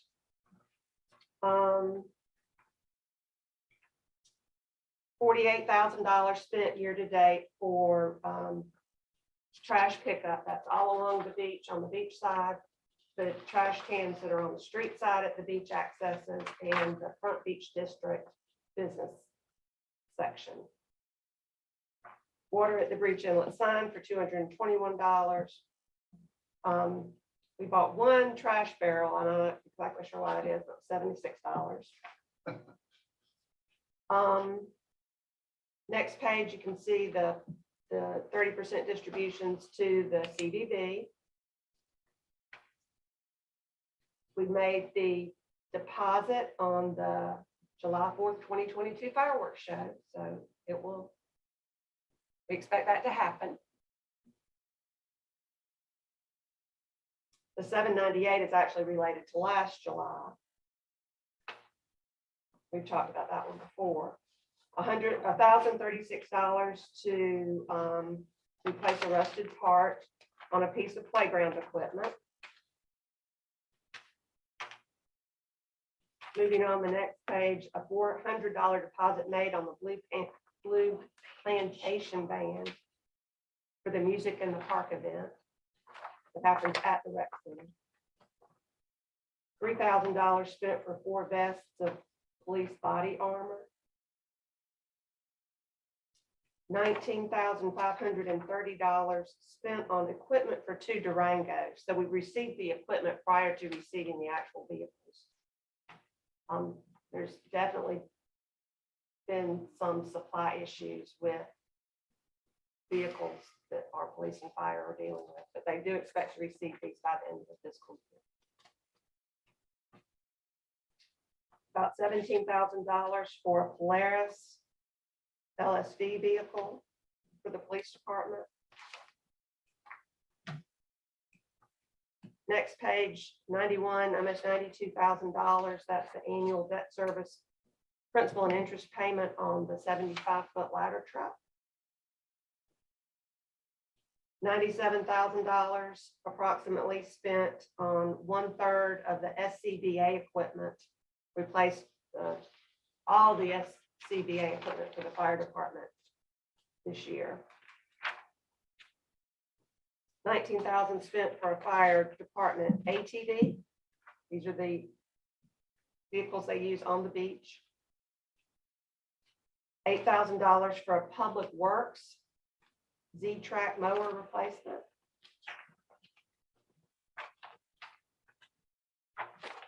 And then the last page shows the sponsorship so far that the committee has approved.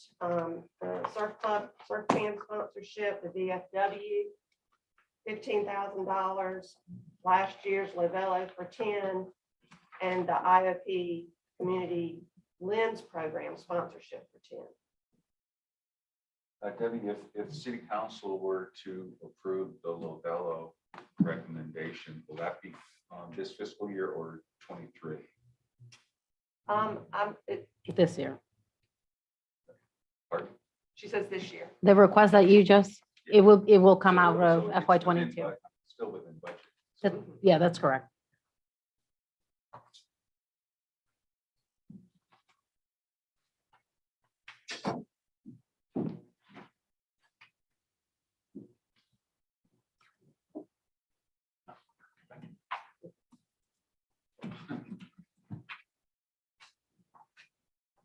Okay, so that's what I have for March statements. Oh, no, I do have one more. This one that just shows the distribution of the quarterly payments from the state accommodations tax. It's just a good depiction of the history of state ATAX and how it has grown over time. Where, can you show me where I can find the report? I'm not with you on the page. Which page is that? Do I have that here? It was part of it.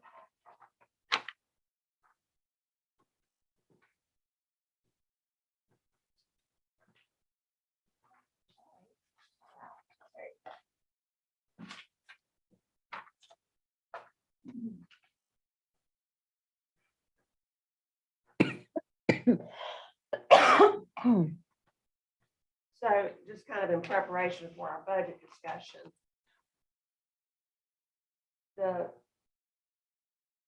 We use this schedule as kind of a basis for estimating what we think is going to happen for FY '23. We rely heavily on historical trends. And this is where we would get that information.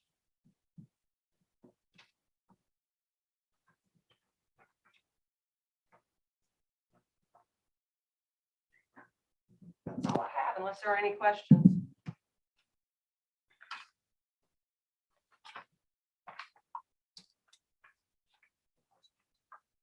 Okay. Next item on the agenda is old business, and we have no items to discuss as far as the agenda is concerned. Now we'll move to new business. First item is discussion in consideration of FY '23 proposed state ATAX budget.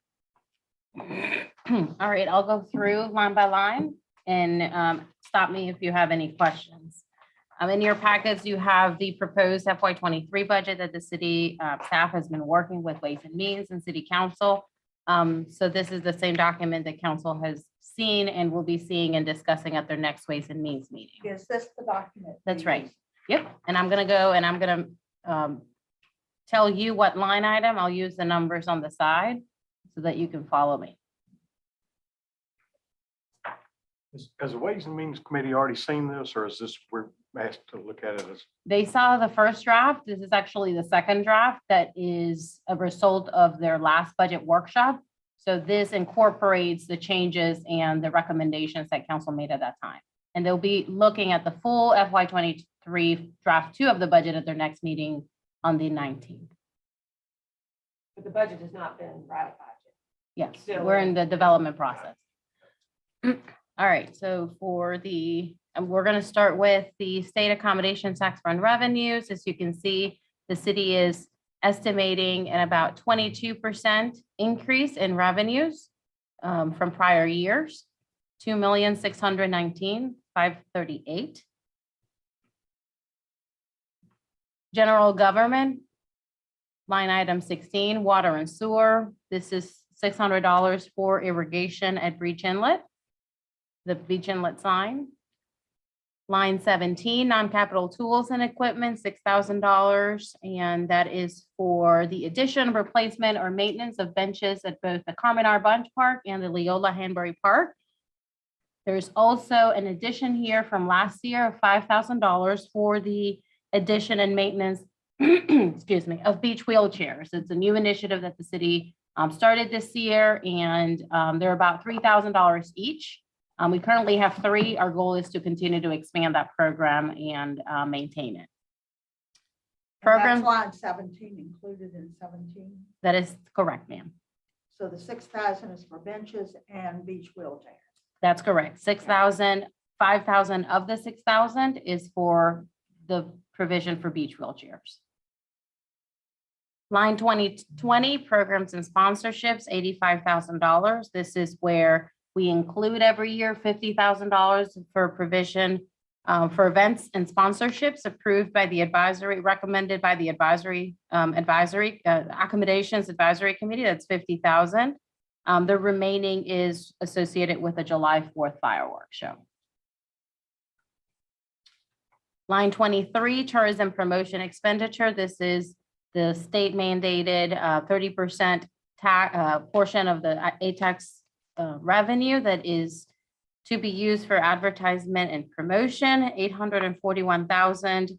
This also includes $15,000 for City Hall visitor T-shirt program. So we advertise for folks that are staying on the island to come to City Hall, and they get a free T-shirt, one per family. Here you can see the language that the city council could continue to designate the CVB as the city's only DMO, or designate another organization that meets the state's requirements. Moving on to police line. So just say that in layman's terms, there's language in the budget that says at some point in time, if there's an alternative DMO option to CVB, city council can make a decision to earmark money for that other DMO. Correct. So there's language in the budget to allow that to happen. That's right. The idea is to allow city council the flexibility to change if it so chooses to do so.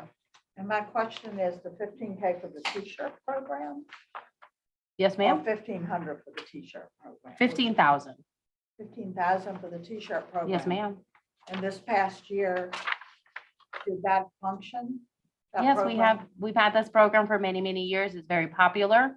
We have people show up who are, they have to submit a form. So they have to tell us where they're coming from, where they're staying. And if they are indeed staying and paying accommodations tax revenue, then they receive one T-shirt per family And that's advertised to the public how? on the website. Okay, thank you. Moving on, police, non-capital tools and equipment, line 28. We have $10,600, and that includes, that's for the purchase of body armor for police department as needed. That's 7,000 of that 10,600 is for body armor. This year, we've included 3,500 for the purchase of a portable radar sign for traffic control.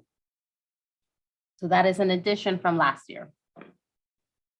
Capital outlay, line 32, we have $168,000. And that is to replace 2 patrol SUVs for the police department at $90,000, $45,000 each. One rebudget of a third of the purchase of a license plate reader for parking enforcement and for the replacement of one LSV vehicle, low-speed vehicle that is used for parking enforcement and also to monitor and enforce beach regulations. Moving on to fire. Here you can see the debt service, the principal and interest payments of the 75-foot ladder truck that the city purchased last year. Also on capital outlay, line 42, we have an only with failure provision of $17,000 for mobile radio repeaters. We're replacing one jet ski at $18,000. Replacing one ATV for beach patrol and beach responding to beach calls. And here we've included 25% of the cost to purchase a second set of bunker gear for all firefighter personnel. This is in addition to the budget. This is something that council approved a couple months ago, and we're including that in the FY23 budget. Second page, moving on to Public Works. 7,500 on line 49. 7,500, I'm sorry. $7,500 for the provision of beach trash cans. These are the yellow barrels that are placed both on street and on the beach on each beach access path. And they are replaced as needed. The capital outlay line item, $37,000. This is a provision to replace a Ford pickup truck for the Public Works Department. Moving on to recreation, 112 on listed under capital outlay, line 57. That includes an if needed provision for playground equipment at $15,000. We are replacing the front beach Christmas tree at $22,000 and also funding 1/3 of the cost to reconstruct the 2 outdoor basketball courts and also 1/3 of the cost to create 2 pickleball courts. The city is proposing that those 2 projects are funded through a third by state ATAX, a third by muni ATAX, municipal accommodations tax, and the other third by capital projects or hospitality. Essentially, a third is being funded by state ATAX, not the entirety of the projects. Moving on to front beach and front beach restrooms, water and sewer, $12,000. Line 64, $12,000 for the water at front beach restrooms. It includes the outdoor showers. Line 65, maintenance and service contracts. We've included here $20,000 for the maintenance of the public restrooms. We have a daily service when they come in at night to clean them. And we've also included here $25,000 to rehab the white fencing along the 2 parking lots.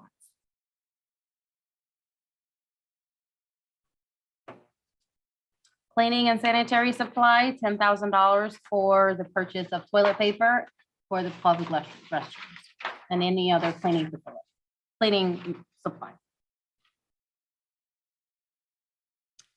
Contracted services, line 69, $125,000. That includes $70,000 a year to repair sidewalks.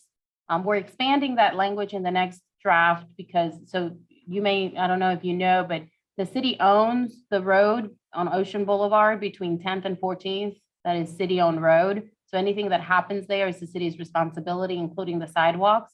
So we want to include, we started including a provision of $70,000 to allow us to make any repairs or, intersection improvements, sidewalk improvements, potholes, whatever that may be. And the restaurants that use the sidewalks in that section for picnic tables and things like that, do they contribute toward that? Not directly, but they pay hospitality tax, so that, certainly could be used for that. But it's a public sidewalk, and the city council has they have allowed them through an ordinance to use the public sidewalk. Part of an initiative of city council of trying to empower and allow our businesses to thrive after the COVID-19 pandemic. They do, but no, they do not participate directly. Also included there is, you can see in the forecast number for FY25, resurfacing and irrigation system repairs for FY27. And then at the last thing is the transfers in. So the city transfers money from our tourism accounts into the general fund in order to support operating expenses. As you all know, the city's police, public works, and fire departments are impacted significantly by tourism activities. So we transfer every year funds to support that. And at the fourth page, you can see what the city is transferring money for. With state ATAX, the city funds 2 firefighters, 1 police officer, and 100% of the BSOs. The BSOs are beach service officers, and they deal with traffic enforcement and also beach enforcement. Tell me which line you're referring to. I'm referring to line 83, ma'am.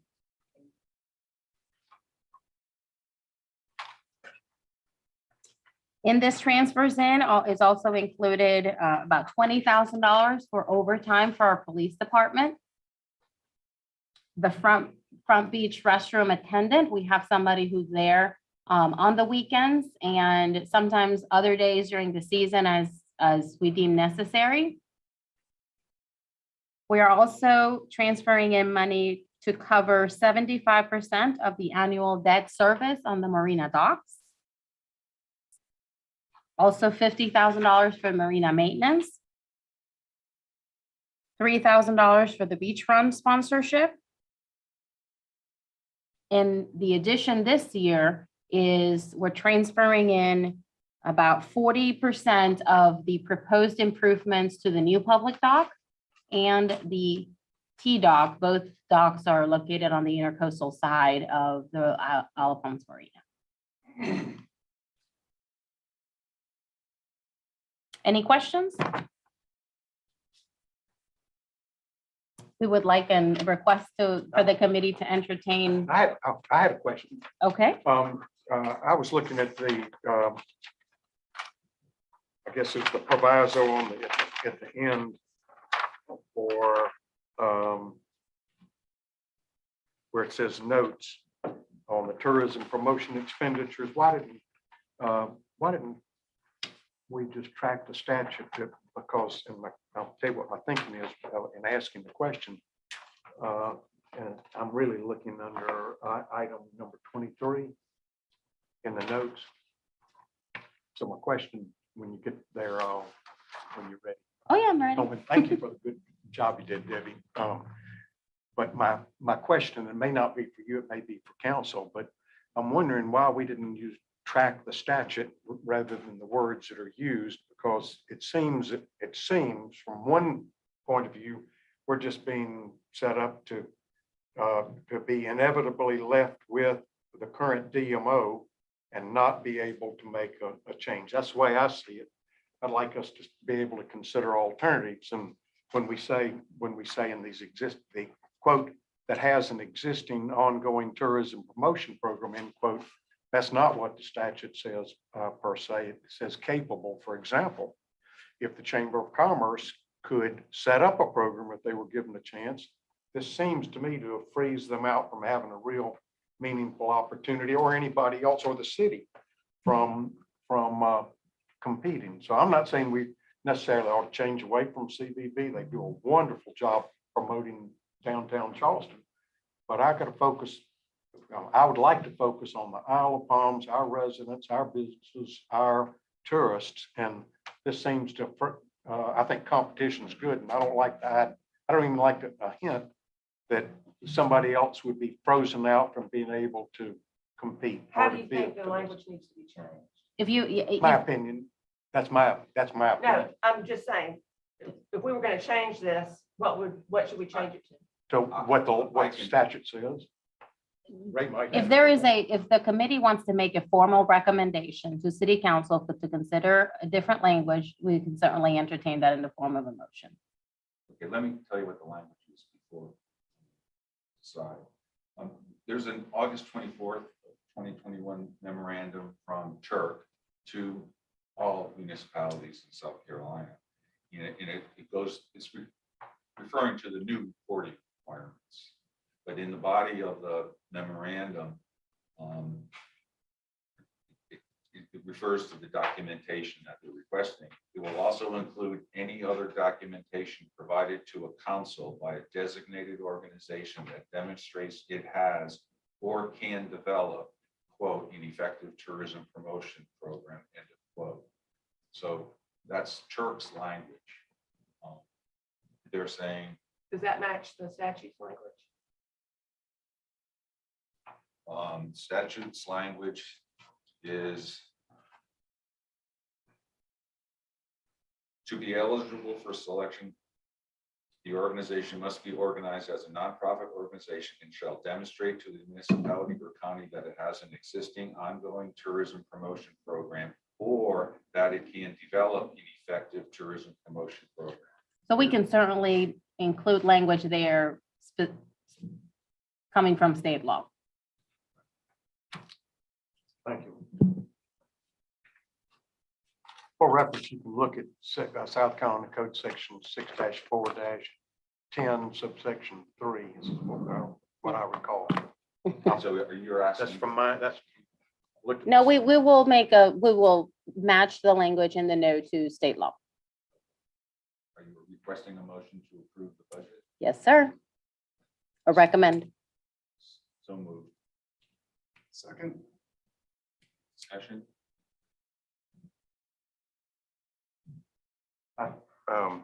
Maybe it ought to come up at a different time, but it bothers me when we take about, we're dealing with $2.8 million and we've been giving, and y'all, Debbie, you've done a wonderful job. Thank you. You have to, Desiree, I appreciate all you've done, but it looks to me like we're mushrooms. We got a $2.8 million budget and we're given about, I don't know, 14 minutes or so to figure out what to do. And y'all are much more capable of doing this in the city, the council, and y'all are much more capable of doing this than we are. And I don't feel necessarily that ought to be our place to do this or in effect be a rubber stamp. Turk, our oversight committee and the Supreme Court have told us we need to be far more than that going forward. And I know y'all have done all that you could. And I'm critical of process, not of any individuals, but I can't in good conscience vote on something that I know almost nothing about. But we went through the budget line by line. Is there any questions or recommendations? I mean, I think we've been here for 2 hours. We're happy to entertain an additional discussion about the budget until you all feel comfortable. Okay, we haven't been here for 2 hours talking about this. No, I'm saying that it is fine with us to be here as long as we need to make sure you all understand and feel comfortable with what's being proposed. I don't know what I don't know. I don't know what questions to ask. I feel like all this is done by somebody else. I don't doubt their good faith, but I'm being asked to say, yes, no matter what we say, council is entitled to do what they're going to do. The safest thing, the most reasonable thing to do would be for us to just vote no and then let council do whatever they are. Dave has pointed out that we're simply an advisory committee. So it really doesn't matter what, if you follow that through, it doesn't matter what we do. But I just feel like having a couple of minutes to look at this, to go over it, to digest what the professionals have done and say yes or no just is not a good look for it's not a good look for us. It's not a good look for the residents or tourists or anybody who wants to overlook this and look at what we've done. And then on top of that, I know it's for a different discussion, but the mayor has written us a letter on January 21st saying that if we wanted certain information, we have to go through our chairman. We can't get it.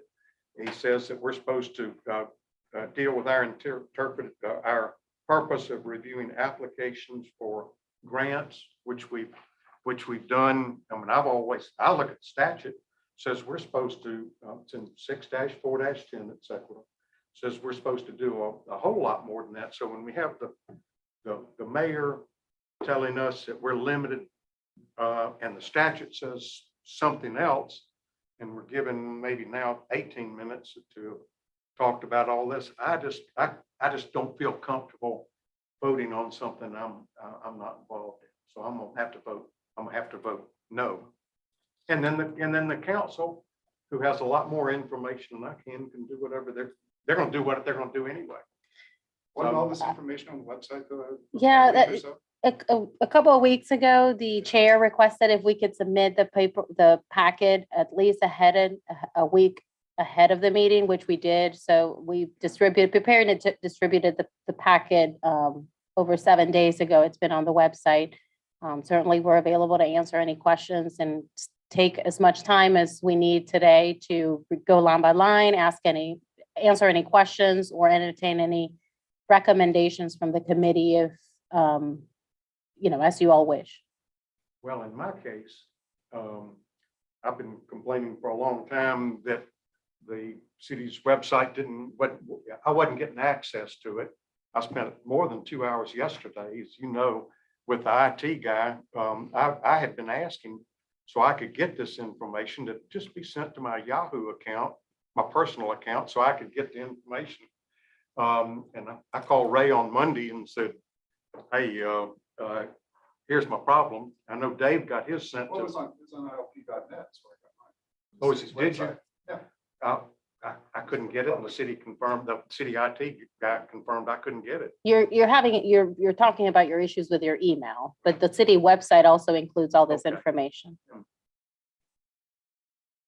Well, again, I don't know what I don't know until I get it. And if I'd had it last Friday, it wouldn't have, might have moved the ball marginally. Are there That helped me get do there. you have any specific questions about the proposed budget that we can answer? I don't know enough that, I don't know, I don't know what I don't know. So, but the notes are, we provide very specific notes on the second page that shows you exactly what each dollar is being assigned or proposed for. And that's what I just went through line by line explaining. So A we, lot of questions, not about you in the city. I got a whole lot of questions about how CVB is spending our money, and I've gone over those. so that's a 30%. We're talking about the 65%, which you all are statutorily asked to review and make recommendations on. That's why it's on the agenda for you all to review. This was what was included with my packet right here. That is exactly what I just Okay, went through. That's the exact same thing as this. I'm not seeing what you, Yeah. yes, that's I right. just printed it in the bigger format, make it easier to Okay. read. Any further discussion? Nicole, can you vote? Absolutely. Ms. Nemes, No, Mr. Trusslow, No. Mr. Burns, Aye. Mr. Nelson, Aye. motion fails. All right, thank you all. Okay.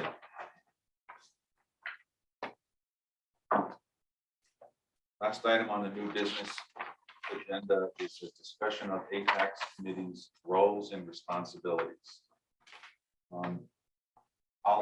I'll just open that discussion with just some notes I put together. In a nutshell, in the beginning of a new year, the committee has responsibility for reviewing and voting on an approval for a new fiscal year budget of planned expenditures. Secondly, at the end of the year, it has responsibilities for reviewing expenditures from the DMO for the 30% money from the previous year. And ideally, as it would be related to the previous year's budget.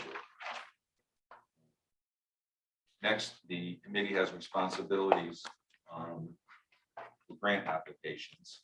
And then lastly, any special projects that are assigned by city council. So in a nutshell, that's what I kind of come up with roles and responsibilities of the committee. There's a lot of other things that can be done. But from a statute point of view, well, I guess I would say there's one thing in the statute that I think the city does for the committee, and that is reporting, doing the reporting function. We don't do the actual report. Mhm. I think in the statute, it says the committee will do the report, but I believe that the city does that. So anyway, now I'll open it up for discussion. If anybody has any questions or comments concerning the committee's roles and responsibilities.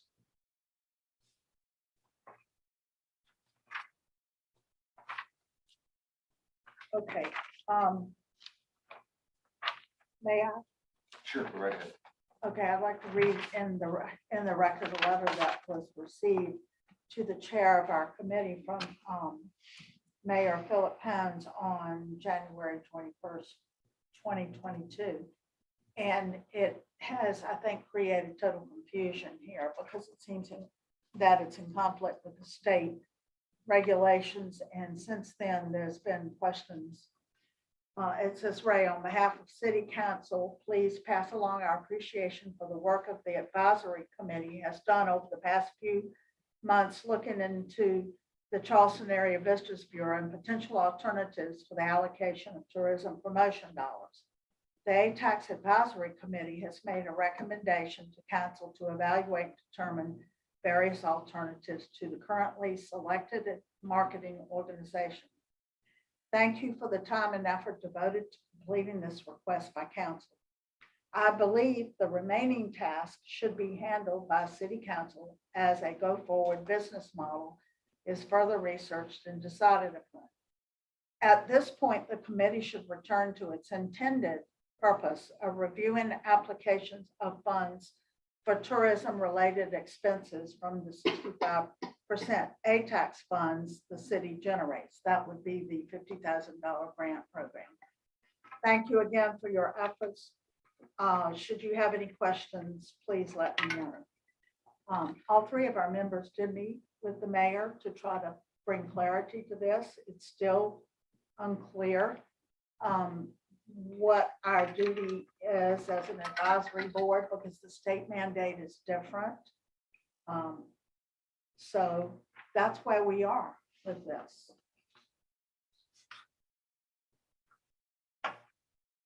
Personally, I think it's clear. We stay with this within the 65%. The 50,000 grant of the Well, the 65%. is our purview now, as it pretty much always has been. No, this says the grant application, the $50,000 of the 65% is the only thing that we're supposed to be doing. So you're saying that the mayor They're can handling the DMO. supersede? Well, they're handling the DMO side through the council side, is what I'm saying, what I'm understanding. Well, I don't want to speak on behalf of the mayor, but at the time that that letter was written, the committee had already rejected the CVB's review of their proposed FY22 budget, which is something that the Turk committee recently changed and requested ATAX local advisory boards to look at. That had already been done.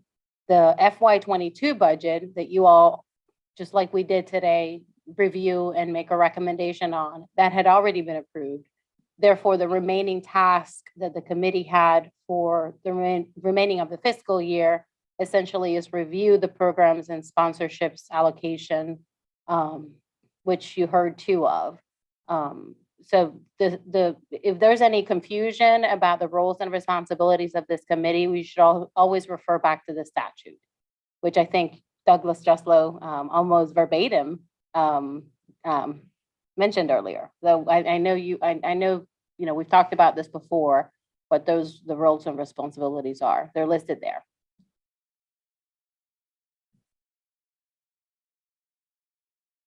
I guess I would say that, at the time that letter was written, I guess the letter could have been wordsmithed differently, but I understand at this point in time that the intention was to say, you've done all your work for this current year.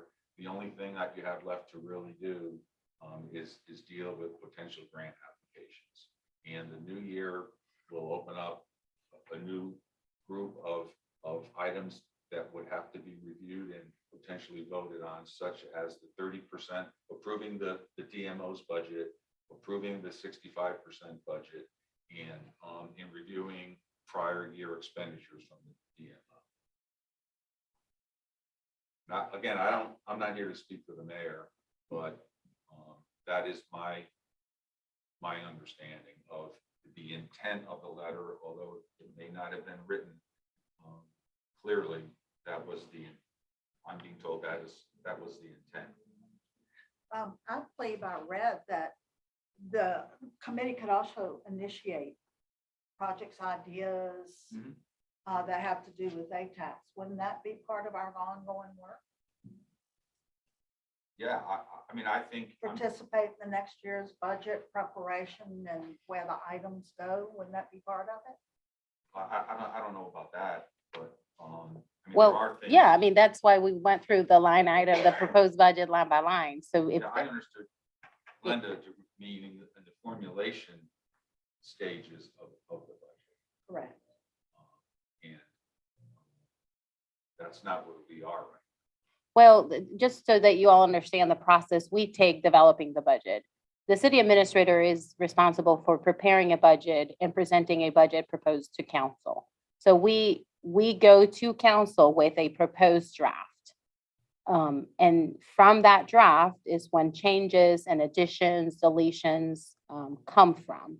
So the development essentially comes from the staff. I meet with each department head ahead of the development of the budget. They make requests to me. They have to justify those, explain those.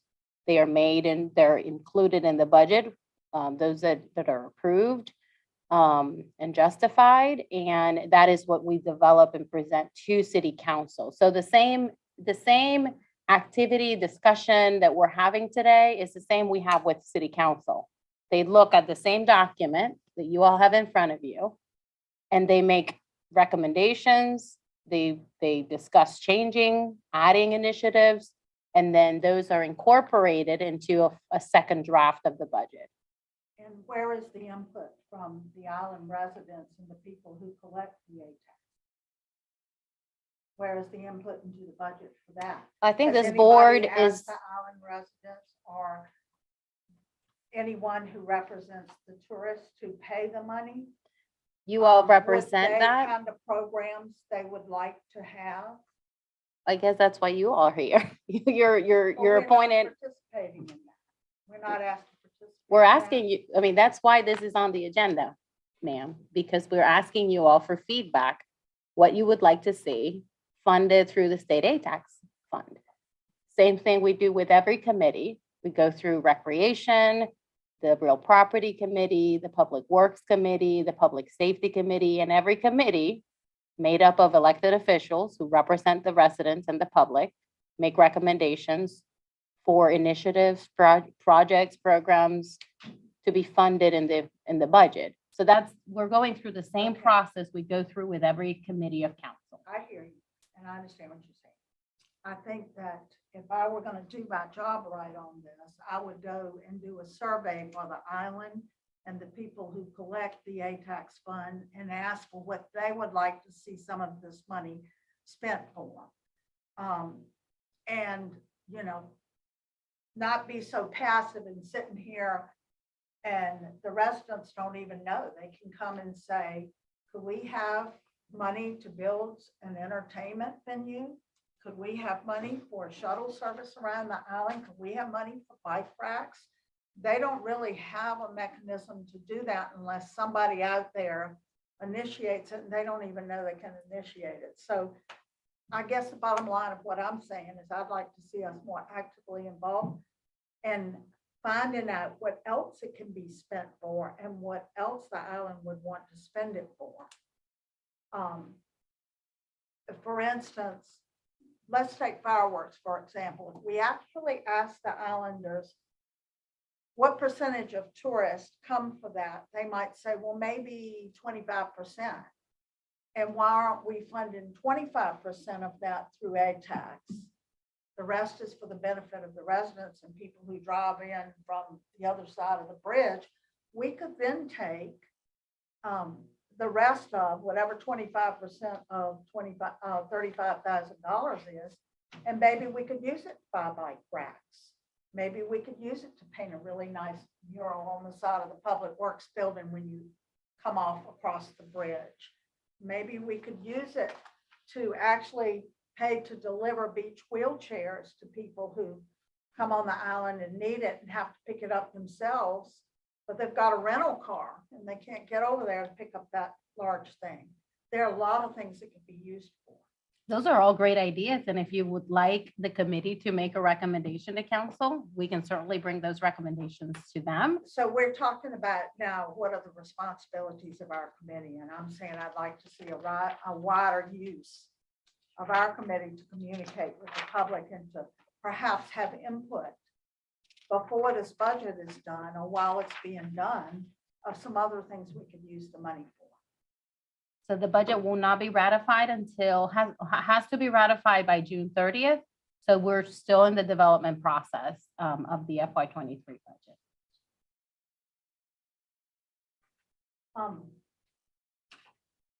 This is not directly on the duties, but I do want to get this in before we, I forgot to point out when we were talking about this, it says right here that the budget expenditure for the LENS program was recommended by the ATAX committee for $10,000.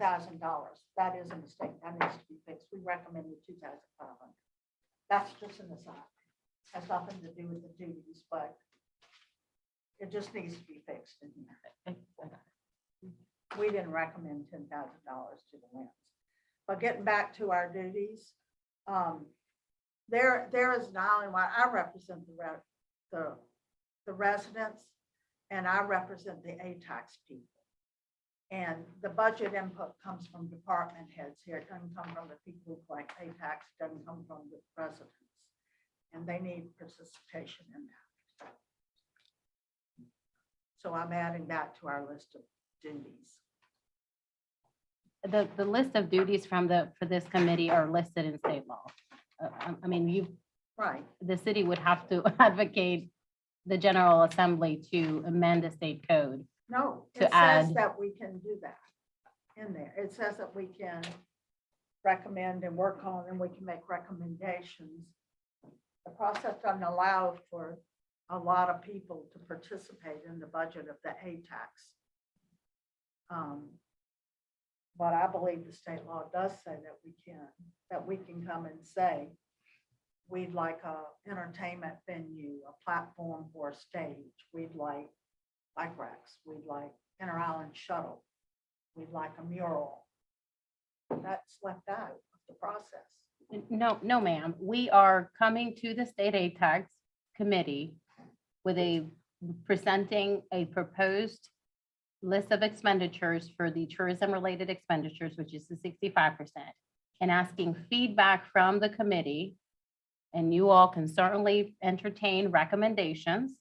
If you all want to add bike racks, tell us and we will bring that to city council. If you all want to entertain an event venue,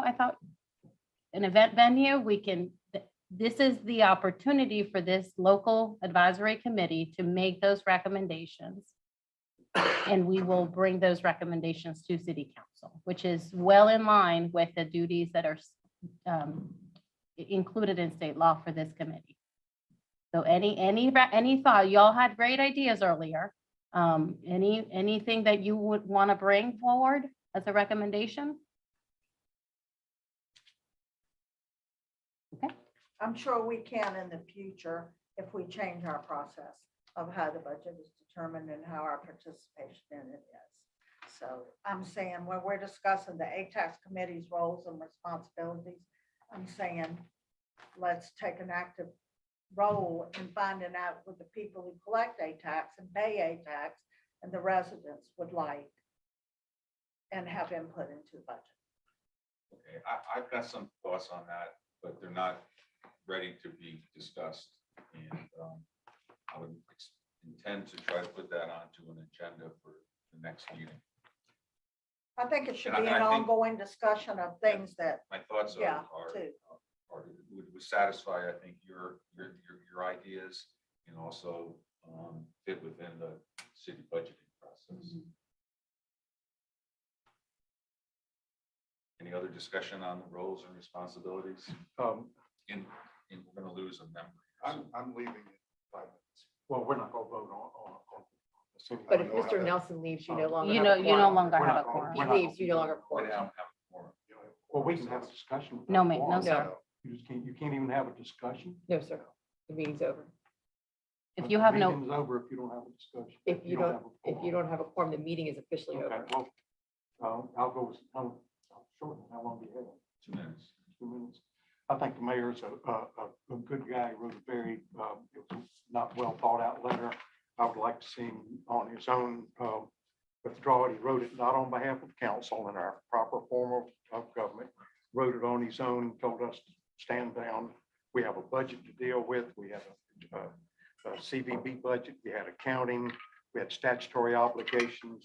And he was, it had the appearance that he was restricting us to what we're to do. He can easily satisfy this and then we move on. Just say, hey, I probably shouldn't have written that letter. I'm sorry.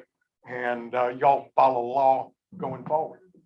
I can say more, Dave, but I'm. I know. That's the way to solve, that's the way to solve the problem. As it Motion stands, it looks bad. The motion to adjourn, second. Second. All in favor? Aye. Off record, 127. Thank